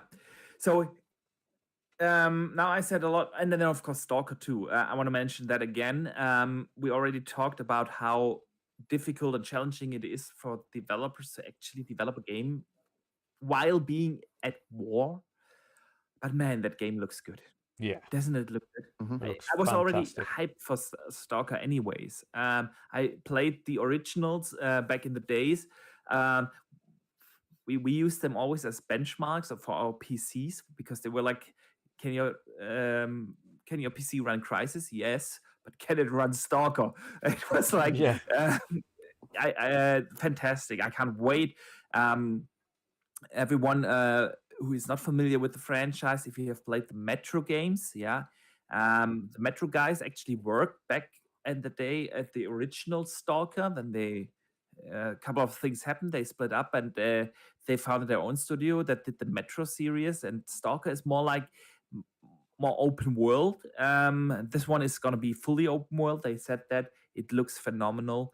That intro sequence that they have shown from the game looks fantastic. So yeah, I think that's the Xbox showcase. The good part of it, definitely. Yeah. There were of course a couple of others like High on Life and so on. The one that is on screen right now, As Dusk Falls. Yeah, it looks interesting, but I'm not overly hyped for it. Will I play it? Of course, it's in Gamepass. I also played back in the days all these Telltale games, and this reminds me of such a game, like easy to relax while lying on the couch to play. And yeah, overall, some real good games in there. I also want to mention a couple of things that have been announced at the Summer Game Fest, because Yeah. I think we are not just talking about the Xbox showcase. Oh, but everything, I wanna yeah. shout out here, of course, Callisto Protocol. Boy, does that look good. Oh God, that looks amazing. Does it? I can't Doesn't wait it? for that. And that almost the entire game was developed during the pandemic. Yeah. That studio was like founded, what, I think half a year, 8 months or so prior to the pandemic started, and Insane. then they built that game. It's insane. It's insane. Looks so good. Running in Unreal 5. Can't wait for that. I just have to look here on my notes that I don't forget anything. Flintlock. Oh. Yeah. Boy, I was surprised about that. That showed really well. Then we had Routine as an Xbox game coming. That guy with that robot with the shark teeth. Yes. I the first thing I'm gonna do is punch those teeth out. But other than that, it looked really good. Yeah. Then we had, of course, The Rock. Just kidding. That was the highlight. Midnight Suns looked interesting. There is actually an IGN first preview of that where they show gameplay. Yeah, I've seen gameplay of it. I mean, XCOM, fantastic strategy game, but I know that a lot of people in the community had their critiques about that game because it has these card mechanics in there, Yeah. and of course that takes a little bit having those card mechanics in there takes a little bit away from the strategic point of view, because there's also now a component that is luck based, if you know what I mean. Yeah. So yeah, people were criticizing that, but seriously, I don't want to have a straight up XCOM clone. I want to have their own touch on the XCOM formula, and if they think that card based system is the way to go, I'm give them the benefit of a doubt and see for myself, because it looks actually really interesting. Just wanted to mention that. Then Cuphead, the delicious last course, gonna make me rage. I'm surprised that wasn't top of the thing, because I know beforehand, specifically in the indie showcase as well, that was one of your picks there, the DLC. Yeah. You see, there were so many. I would have forgotten right now, but if I didn't have my notes here right with me. Cuphead Delicious Last Course finally coming out, and the end of the month, I think June 30th. Yeah. It's gonna be awesome. Can't wait to play that again. Then we had, of course, the announcement of that of Turtles coming to Game Pass. That was also during the Summer Game Fest. So yeah, overall, some pretty cool announcements there as well. Maybe one thing, The Last of Us remake. I'm not really sure what to think of this. There's only one thing that I dislike about it, and it's completely different, and I don't think anybody else has really mentioned it. But to me, the character models look like they've all aged significantly compared to what it looked like in the first game. I don't know whether or not that's intentional or unintentional, but Joel doesn't look like... He looks significantly older in the new character model that they've used from the new engine. And Ellie doesn't look like Ellie from the first game. She looks different entirely. I don't know whether or not that was intentional or just unintentional because of the new engine and everything that they're using and the graphics overhaul that they've done. I think this was mainly done so that it actually looks like that it actually looks significantly different, because if you keep the exact same character models, and even if you upres the details, the shading of the hair or whatever, it will still have a very samey look than the last one, and it's the first one. Then it's gonna be harder to sell. This is a complete new remake. So yeah, remake of The Last of Us. At least this time they are doing something with it. I thought the first remake or remaster we got was more of a cash grab, because that literally came out like 6-7 months after the first release. Yeah. But this time they are actually doing some work. I mean, it's been 9 years at least. I'm not sure if 9 years is the right amount of time to have like a full-blown remake again, but of course it makes sense for them to bridge that gap that they also have now in their first-party portfolio, until all the heavy hitters will start rolling in, probably 24 or 5. That's when they will be back on the same cadence that they had at the end of the last generation. So the first 3 years or so, they are not completely empty, but they are not in the same. They don't have the same amount of games coming out. Yeah. So it in that sense, it kind of makes sense for them to bring it out. I just don't see this as a full price title. Yeah. I would be okay with that being like at 30-40 euros. And yeah, so that's my take on The Last of Us. I haven't played it in a while. I played it like a second time when the remaster on the PS4 came out, and I want to say that it was 2013 or was it 2014, something like that. So I haven't played Last of Us, the first one, in a while. Yeah. I would be actually enjoying that probably again, but I think I'm gonna wait for sale here because I just don't see this as a 80 euros Yeah, game. me and Jen were Yeah. on the same wavelength. I think we're both going to get it on PC because it's coming to PC, Yeah. and wait for it to be on If I sale. do get it on PC, it's going to be on sale. I'm Yeah. not rushing to get that. I've Yeah. played Yeah. that game about 4 times. I played it twice on PS3. I played it twice on PS4. Yeah, So that's fair. That's fair. I'm in no immediate rush to play that game Fair again. point. Fair point. Yeah. So if we sum all this up, with all the criticism and everything out of the way, at the end we come out of this week with a bunch of cool games. I just thought there were a few wow moments missing overall in Yeah. both shows, as Jeff Keighley's as well as the Xbox showcase. Like, and not that Diablo or Starfield didn't wow me. On the contrary, I hope I made that clear earlier. But just that surprise game, because we knew Starfield is gonna be there. Yeah, we have seen Diablo 4 before the Xbox showcase.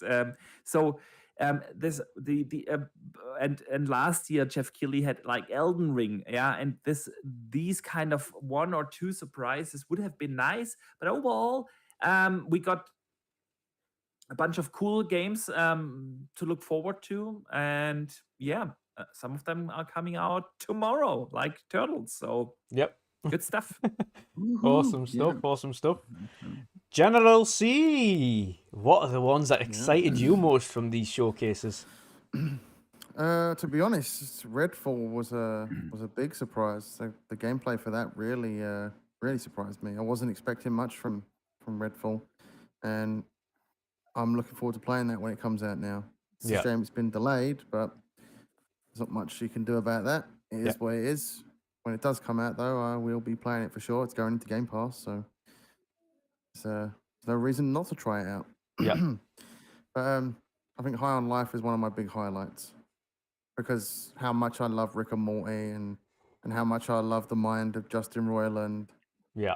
He's a very improvisational man.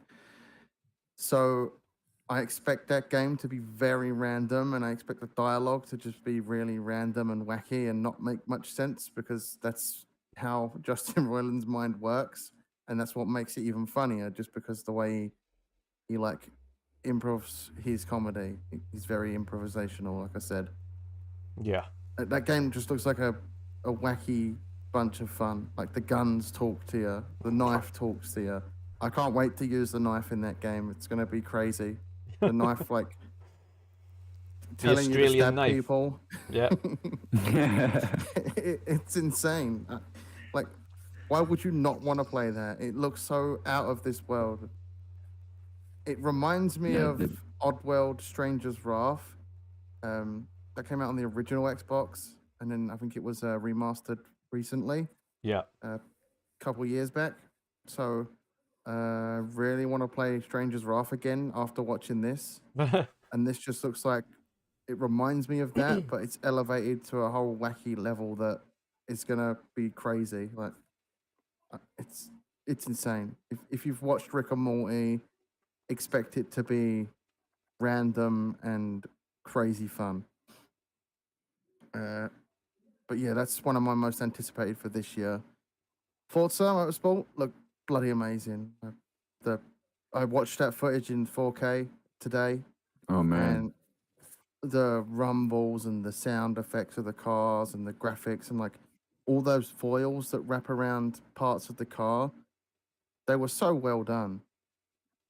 I'm not much of a sim racer fan, so I'm probably not going to play it much, but I can appreciate great artwork and the great execution of making a game. So yeah, that looks amazing. That's going to be insane. I'm going to try it for sure, Yeah. but I don't expect to play it much because I'm not really into simulation games at all. I don't even play flight sim, but I can appreciate what flight sim is. Starfield.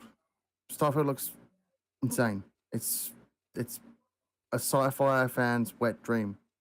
That's all I can say about it. It's going to be absolutely insane. Yeah. Like the building of your own ship, I mentioned it earlier. I'm going to try and as close as possible build the Razor Crests from Mandalorian. And I'm going full space cowboy on the old space cowboy planet. Yes. And then I'm going to go and make my own planet. Yeah. Because you can make an outpost. So, but what excites me the most about Starfield is the modding community. Yeah. They're going to take these planets that are pretty much barren and they're going to create some crazy stuff. And I can't wait to see it. Today, Todd Howard said, this is going to be a modder stream. Dude, it's going to be fantastic. I can't wait to see what these small modding teams do. There's modding teams out there that have made expansions to Fallout games. Yeah, even Skyrim, full expansions. It's full like story expansions that are like 20, 30 hours modding long. teams that make full expansions, and I can't wait to see what they do with some of these planets. They're going to take those planets and turn them on their head and do their own thing with them. I fully expect some of them to just copy and paste the planet and do their own thing with it. Yeah. So yeah, that's where I stand with Starfield. I can't wait to play that. The graphics look amazing. The facials are a huge step up for Bethesda games. Yeah. Yeah. And yeah, I can't wait. I'm going to play this game obviously in its full original glory, and then I'm going to go to town with mods. Awesome. On the Summer Game Fest front, so many horror games. I couldn't list them all. But obviously the big one is Callisto Protocol. Yeah. I can't wait to play that. It's basically Dead Space 4. Yeah. And I want that. I need that. And I'm going to be playing that. So yeah, there's a lot of games. A lot of games on my list. I honestly couldn't list them all. I'd be here for too long. Yes. Yeah. But overall, awesome. And obviously, as a nice surprise on the second extended, you got Texas Chainsaw Massacre coming to Gamepass. Yeah, Texas Chainsaw Massacre. I'm looking forward to that. As someone that's recently played the Evil Dead game, I absolutely loved that. It's a blast. That was quite addictive, and I need to go back and play that some more. I haven't had a chance to just yet. Yeah. I want to quickly jump in there. Steve Watson says, wait, what is this game being played right now? The game you saw on screen was a game that I am addicted to and can't wait for it to come out in September, and it's called Metal Hellsinger. Awesome. It is Doom that you shoot, essentially try to shoot to the rhythm and you get higher scores, but it's got soundtracks that have been created specifically for the game, completely copyright free, with the likes of the lead singers from Slipknot and System of a Down and everything like that. These huge metal bands have created bespoke soundtracks for this game, and it's just awesome. It's like Doom meets like a rhythm game. It is insane. I've played it 4 times and I managed to beat my high score. I got like 4 million, and then my 4th time I managed to top to 5 million.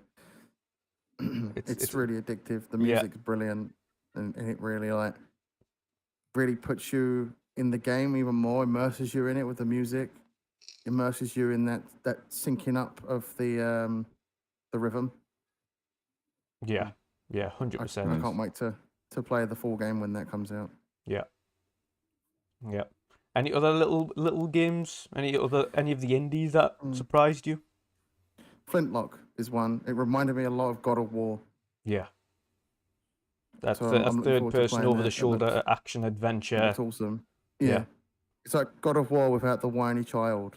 With you. Yeah, and instead you get a cute little sidekick. Instead you get a cute little like fox sidekick with horns. So yeah, I'm gonna be playing that when that comes to Game Pass as well. That is coming to Game Pass, right? Yes, it is. Yeah. So that's what I'll be playing. And Plague's Tale, obviously. Can't forget about Plague's Tale. First one, I still haven't completed it yet, but from what I played, absolutely loved that game. And that game is one of them games that hits you in the emotions as well. Yeah. Definitely, definitely. Another one for Steve, actually. If you want to play that now, Metal Hellsinger, the demo is available on the Xbox Store now, so you can play the demo now. Full game releases in September. So enjoy. Pat, what about yourself, brother? What games really stood out to you and excited you? Well, yeah, of course, Starfield. Like, I've played Save the Moon. Yeah. Like, not so long ago, I think last year or maybe like year and a half ago, started playing that game because I always been like really interested in like space and stuff, you know. But this, yeah, man, this tops everything. 1,000 planets, you can explore everything. Yeah, really amazing. So I can actually not wait for see more about Starfield or when it's gonna be released and stuff. But yeah, there's actually that I cannot like really add to it because Jen and especially Boxenberger just told everything, you know, like I'm sorry. he was all in it. So yeah, no problem, no problem. Did it, dude. I'm, You know, I'm, like- I'm this close, like booting up here Skyrim right now. I'm so pumped for a Bethesda RPG. I do that every time I see a Bethesda game. I'm like, I need to install Skyrim right now. You know, I have Skyrim always installed on my Xbox. I'm not that guy. I don't need an extension SSD card or anything. When I finish a game, delete, move on, next game, bam. I Yeah. have only like 5 Same for games me. installed on my. I have like Halo Infinite and Forza. These ongoing games are right now installed, of course, and then but 2 games are always installed for me, and that's The Witcher and Skyrim. Those 2 are always there. I have so many memories with Skyrim, and sometimes when I'm just too tired to play a new game that I need to turn on my brain, I just boot up Skyrim and I walk through Whiterun and talk to some NPCs that I've talked to 1,000 times, and it's just for me that is a Yeah, I calming think every fan experience. of It's- Skyrim does that. They just boot it up Yeah, just to yeah. walk around, and that's it. And they're done for the evening. Exactly. Nice. No. So yeah, like I said, Starfield, of course. Redfall looked really interesting. Yeah. The type of abilities that you have with your character looks really nice. You saw this like some kind of telephone booth came out of the ground, Yes. and then you can like, you know, jump on it and go further where you want to go. It looks really interesting. So I'm curious about what kind of abilities does the other characters have. Yeah. So yeah, that's definitely a game to play. Of course, it's I think online multiplayer or co-op. Yeah, or something, 4-player so- co-op. Yeah. Yeah, and it gives like a bit of feeling like Back 4 Blood. You know, like shooting zombies, and now it's like vampires. It's like a whole new thing. Never Yeah. played a game with vampires in it, so Yeah. it's pretty cool. Of course, Then I Hollow have a Knight, good one for you. You have to play Blood Rain. Blood Rain. Fantastic, Alright. fantastic vampire-based game. Yeah. Okay. I'm gonna look into that. Of course, Hollow Knight. Yes. Like we said before, Boxenberg also said it. You need to play that game. I'm gonna play the first one. I'm gonna install it as soon as I turn on the Xbox. So take a look into that. Looks really interesting. Gives me the Ori vibes, like I talked before. So that's a type of game I really probably like to play. So DLC Forza Horizon 5. I cannot wait, man. Don Juan Song posted a small like clip of it on Twitter, and seeing that just brings back memories from Forza Horizon 3. So, and this is like 2 times, maybe 3 times bigger. So it's gonna be epic, especially with the guys Yeah. with Paul AFC, Stuff Sean, maybe Peer Plug, you Dutch, Box. I don't know who's gonna join, but we're gonna have probably a lot of fun if we're gonna play it. Yes. So Yeah. Definitely have a that's community night on it. especially what I'm looking for. Yeah. Yeah, especially Forza Motorsport. Just wow, you know the detail that they showed on the short thing that you saw like in the pit stop Yeah. in the pit lane. Man, I was blown away. I was like, my eyes were falling out. Like, just what the heck? The detail is so crazy. Yeah. And that's really nice. That's they did a really good job on that game. And like Jen also said, I rewatched the video in 4K, and it's crazy. Yeah, it is. I'm also not like the sim racing type of guy. We know, of course, Erwin is like a huge fan of sim racing. So yeah, I bet he went crazy when he saw that. Oh, 100%. For sure. I can't wait to see him get into making content for that game. Yeah. Oh yeah. And I want to see, because he lives like 10 minutes away from me. You know that. I'll visit him, and I want to try it myself on the steering wheel. You know, like to see how it is. So it's gonna be fantastic. Racing from home, that edition. Yep. Yeah. Who knows? What else? Let me check. I have a list here. High on Life as well. Looks really surprising. Rick and Morty. Not familiar with Rick and Morty, not at all. But I love it. like, it's on Netflix. I think it should be on Netflix in the Netherlands. Watch it. It's so good. Yeah, I've seen it. I've seen it coming, passing by on like I think Netflix and all the other streaming apps. But you know, like having guns and stuff, talking to you and see the how the characters look, and you know, it looks really fun to actually jump into it and see how it is to play a game like that. So, and what do we else had? There was one more. Oh yeah, I want to say, you all know then I played the Ascent. Yes. Really love that. And I remember that when I was like into the Ascent, that I think Boxenberg told me this, that Diablo is like the way it's been played, a bit of the same, you know, but of course a whole other type of things that you can do. Yeah. So Diablo 4 looks really interesting, and the first thing that I thought when I saw Diablo 4, I was like, oh, I remember that Boxenberger told me, like, you love the Ascent, then you're gonna love Diablo as well. So might jump into Diablo if I get the chance of it. Of course. Yeah, I don't know, it was last year or something that you told me this, but I still remembered it. So yeah, so but yeah, I think that's basically the games that I've been looking forward Callisto to. Protocol, I know when you seen that, because I was sitting with you when you watched that, and you were like, "The holy shit!" Yeah. Yep.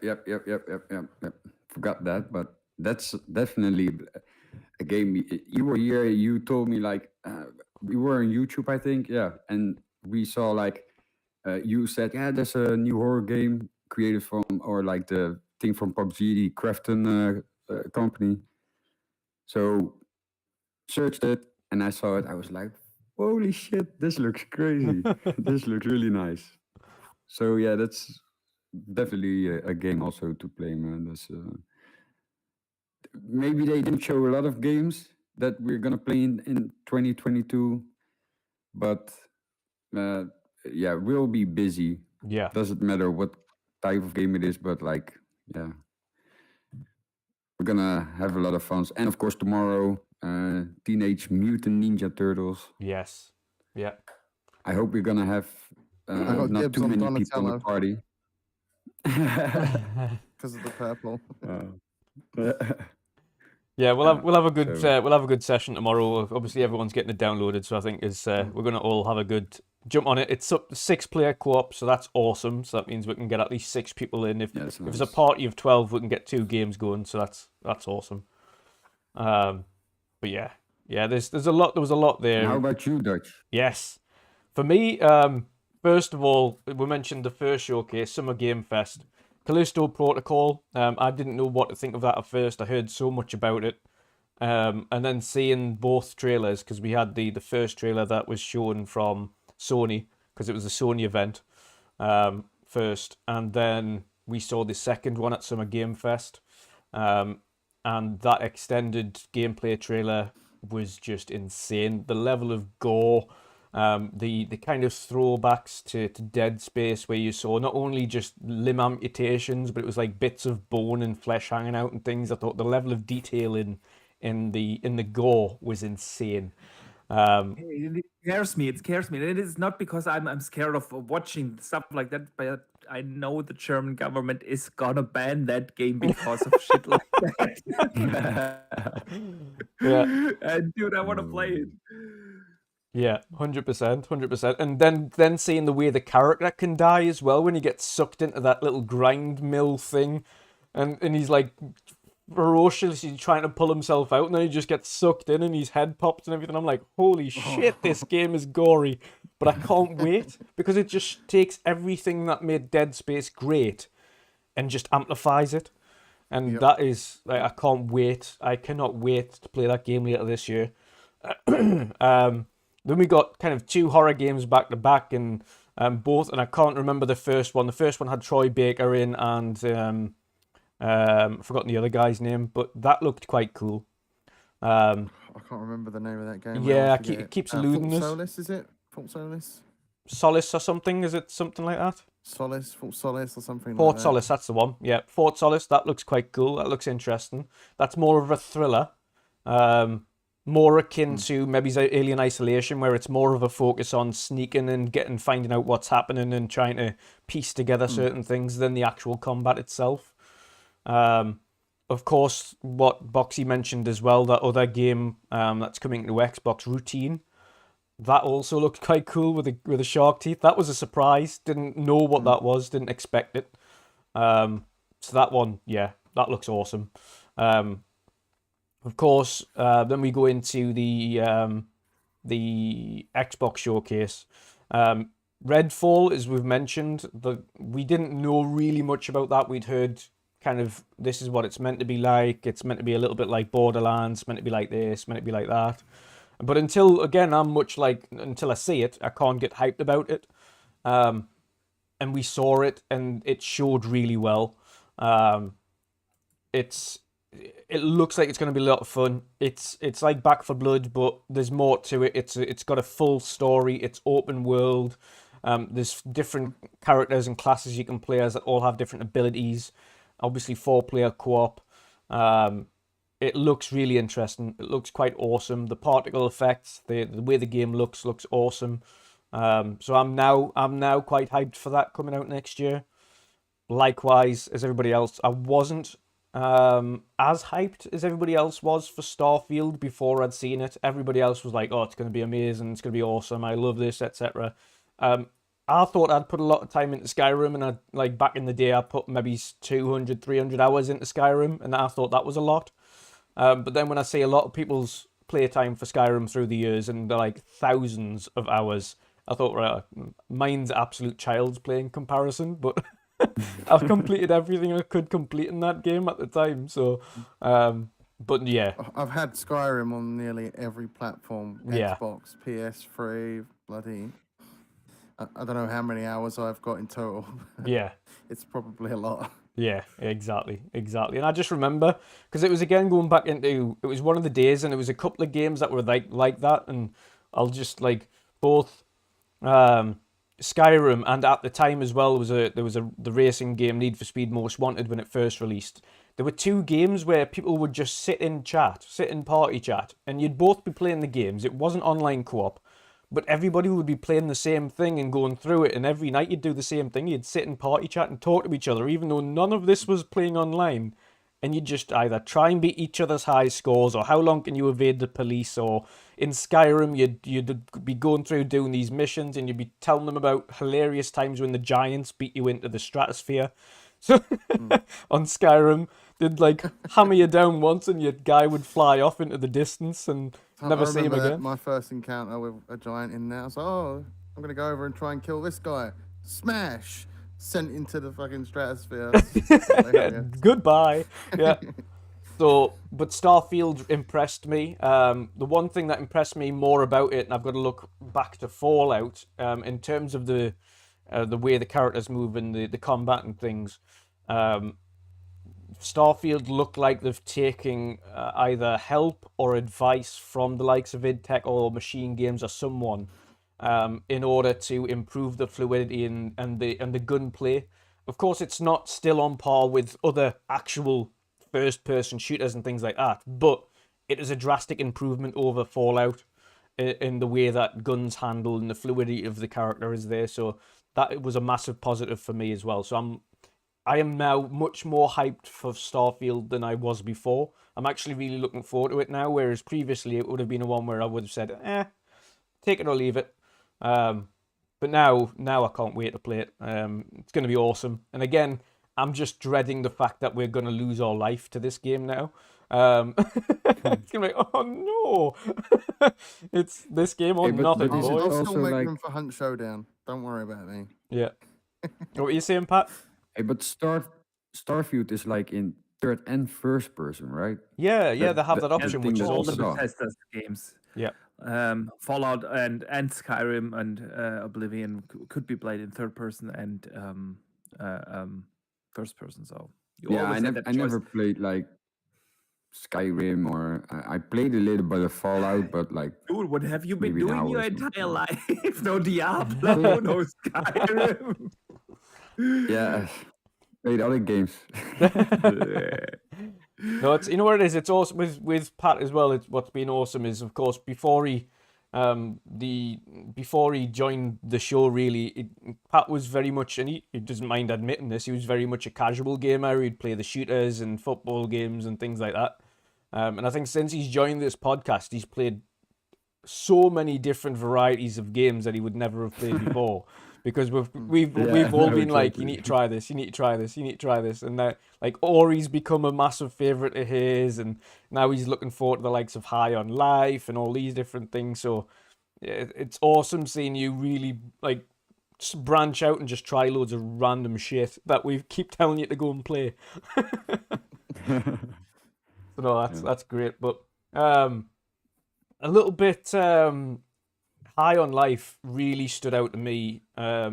Such a surprise. I did not expect to see that game, let alone get it in Game Pass. But hats off to the team there, because that brought back the same feeling of wackiness and creativity and awesomeness that I got with Psychonauts.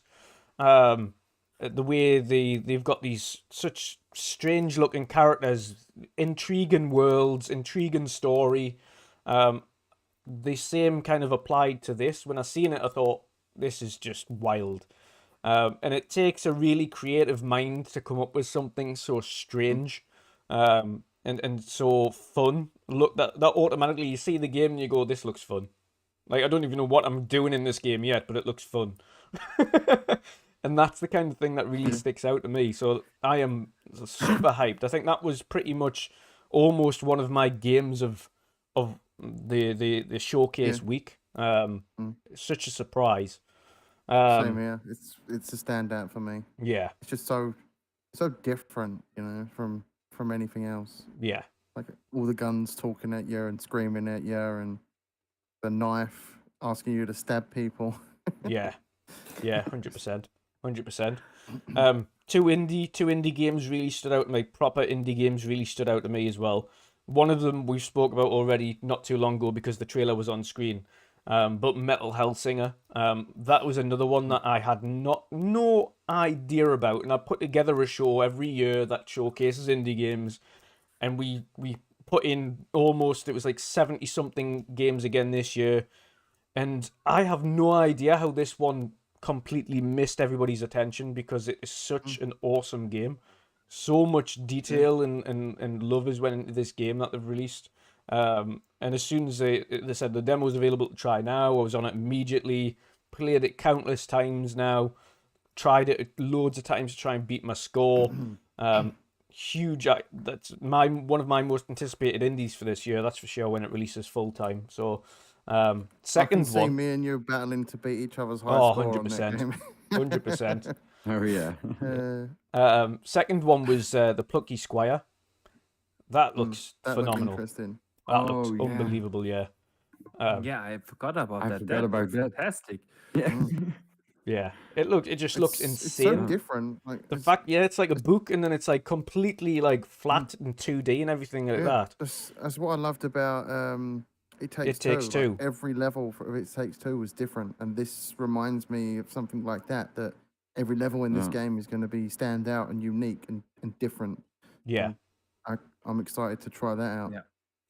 Yeah. 100%. And it was the fact that it was like all on a page, and the pages would change, and every page was different, and it was like a different type of game. And there was like one page he was boxing this guy, and the next one it was like a Diablo-esque kind of thing with loads of enemies coming at him.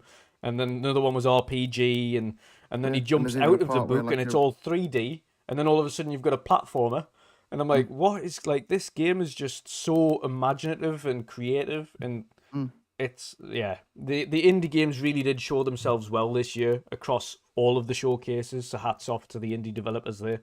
And again, of course, Squanch Games with High on Life, they class themselves as probably a AAA studio, Triple I. a AAA indie developer, which is awesome. But yeah, really, really great stuff. Of course, Forza Motorsport looks tremendous. But I think what stood out to all of us whilst watching Forza Motorsport's trailer was this engine's being used for Fable. This engine's also going to be used for Forza Horizon 6. Like, Forza Horizon 5 isn't even on the latest Forza Tech engine, it's on the previous one, and it looks crazy. So I can't wait to see. Like, the level of detail, the way as Boxy mentioned before, not just the amount of kind of interaction points on the tyres, but the fact that you've got track temperatures that change how the tyres actually work.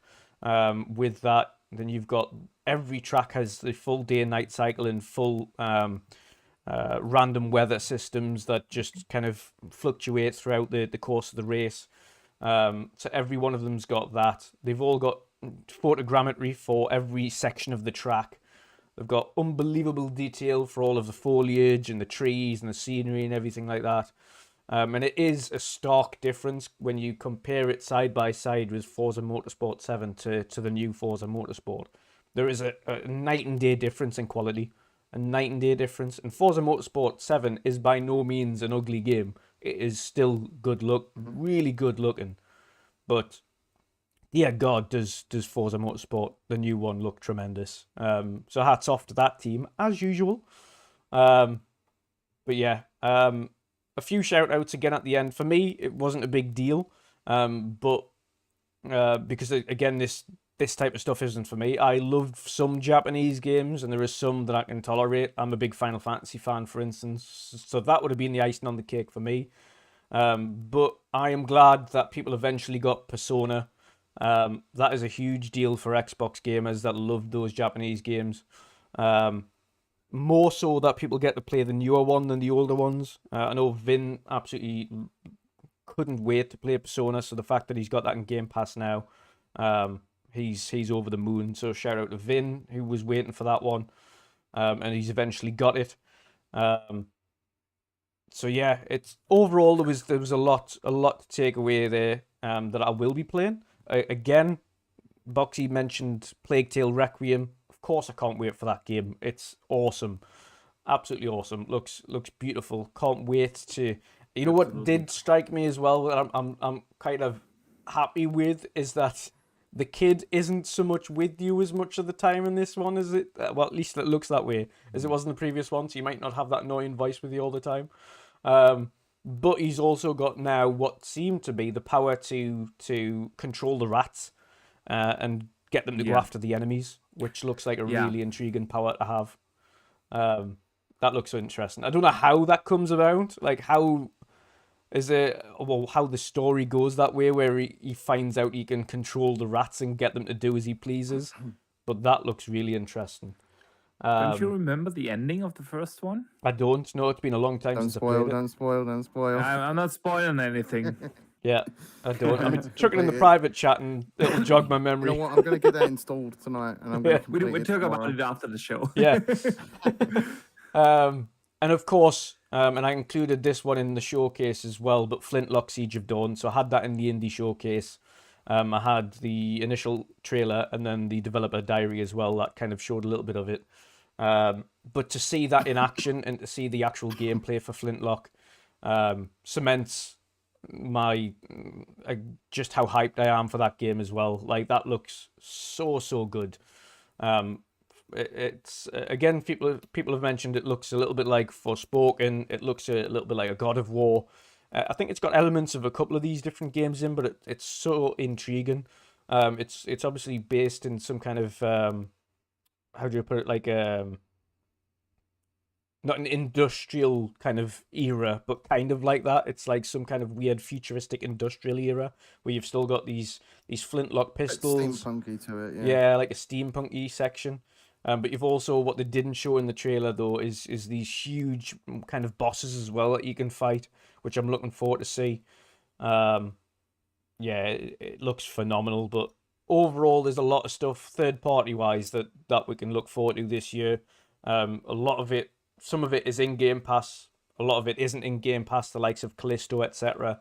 But yeah, overall, those are the ones that really excited me the most, and I can't wait for them. But yes, that's about it for me. That's about it. Guys, been an awesome show again this evening. Thank you to everybody who jumped in to watch this as well.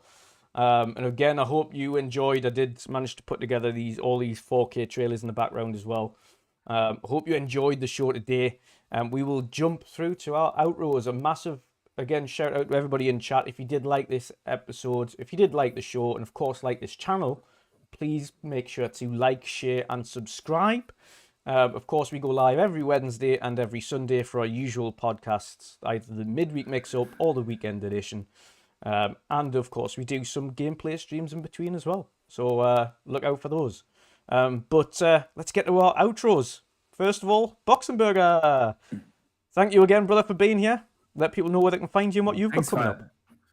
Yeah, thanks for having me. You know, I always have a blast here with this panel, with the fantastic chat. Shout out to the chat, man. The community here is so awesome. So yeah, definitely applaud yourselves, guys. You make this show what it is. It is a fantastic community here. Yeah, I think people know where to find me and what have I coming up. Tomorrow is the World of Gaming. Yes. I will have Meg, the middle-aged game guy, as a guest. You know, the man with the most legendary videos on Twitter. Oh, can't wait to pick his brain about everything that happened over the week, and we will talk about a couple of news bits that got overlooked and overshadowed by all the showcases. So yeah, it's gonna be an interesting one, and then I'll finally start to get back to making edited videos. I haven't done that over the last week, obviously, with doing so much live content and guesting everywhere, and I just wasn't able to edit a video. Yeah. But I'm very much looking forward to go back to editing. So I'll be doing that, and then I'll hopefully will be back here next week on this show, of course. So yeah, thanks again, and have a great one, everybody. Thank you, brother. Thank you. General C, let people know where they can find you and what you've got coming up. Thanks again for having me on. It's always a blast on the main show. You can find me on Twitter, _general_C, and that's on Twitch as well. Be streaming Hunt Showdown tomorrow, so that's going to be a blast. I love Hunt Showdown, and I'm itching to play some more of it. Awesome stuff. Awesome stuff. And obviously, weekend show. So I always forget to mention that. And some turtles tomorrow, Jen. Some turtles tomorrow. Yeah, turtles tomorrow. Hunt Showdown and turtles tomorrow for me. Yes. Awesome stuff. And finally, Patio. Brother, let people know where they can find you, and hopefully you'll get a chance to relax and work eventually calms down and you can play some games. Where can people find you? Yeah, man.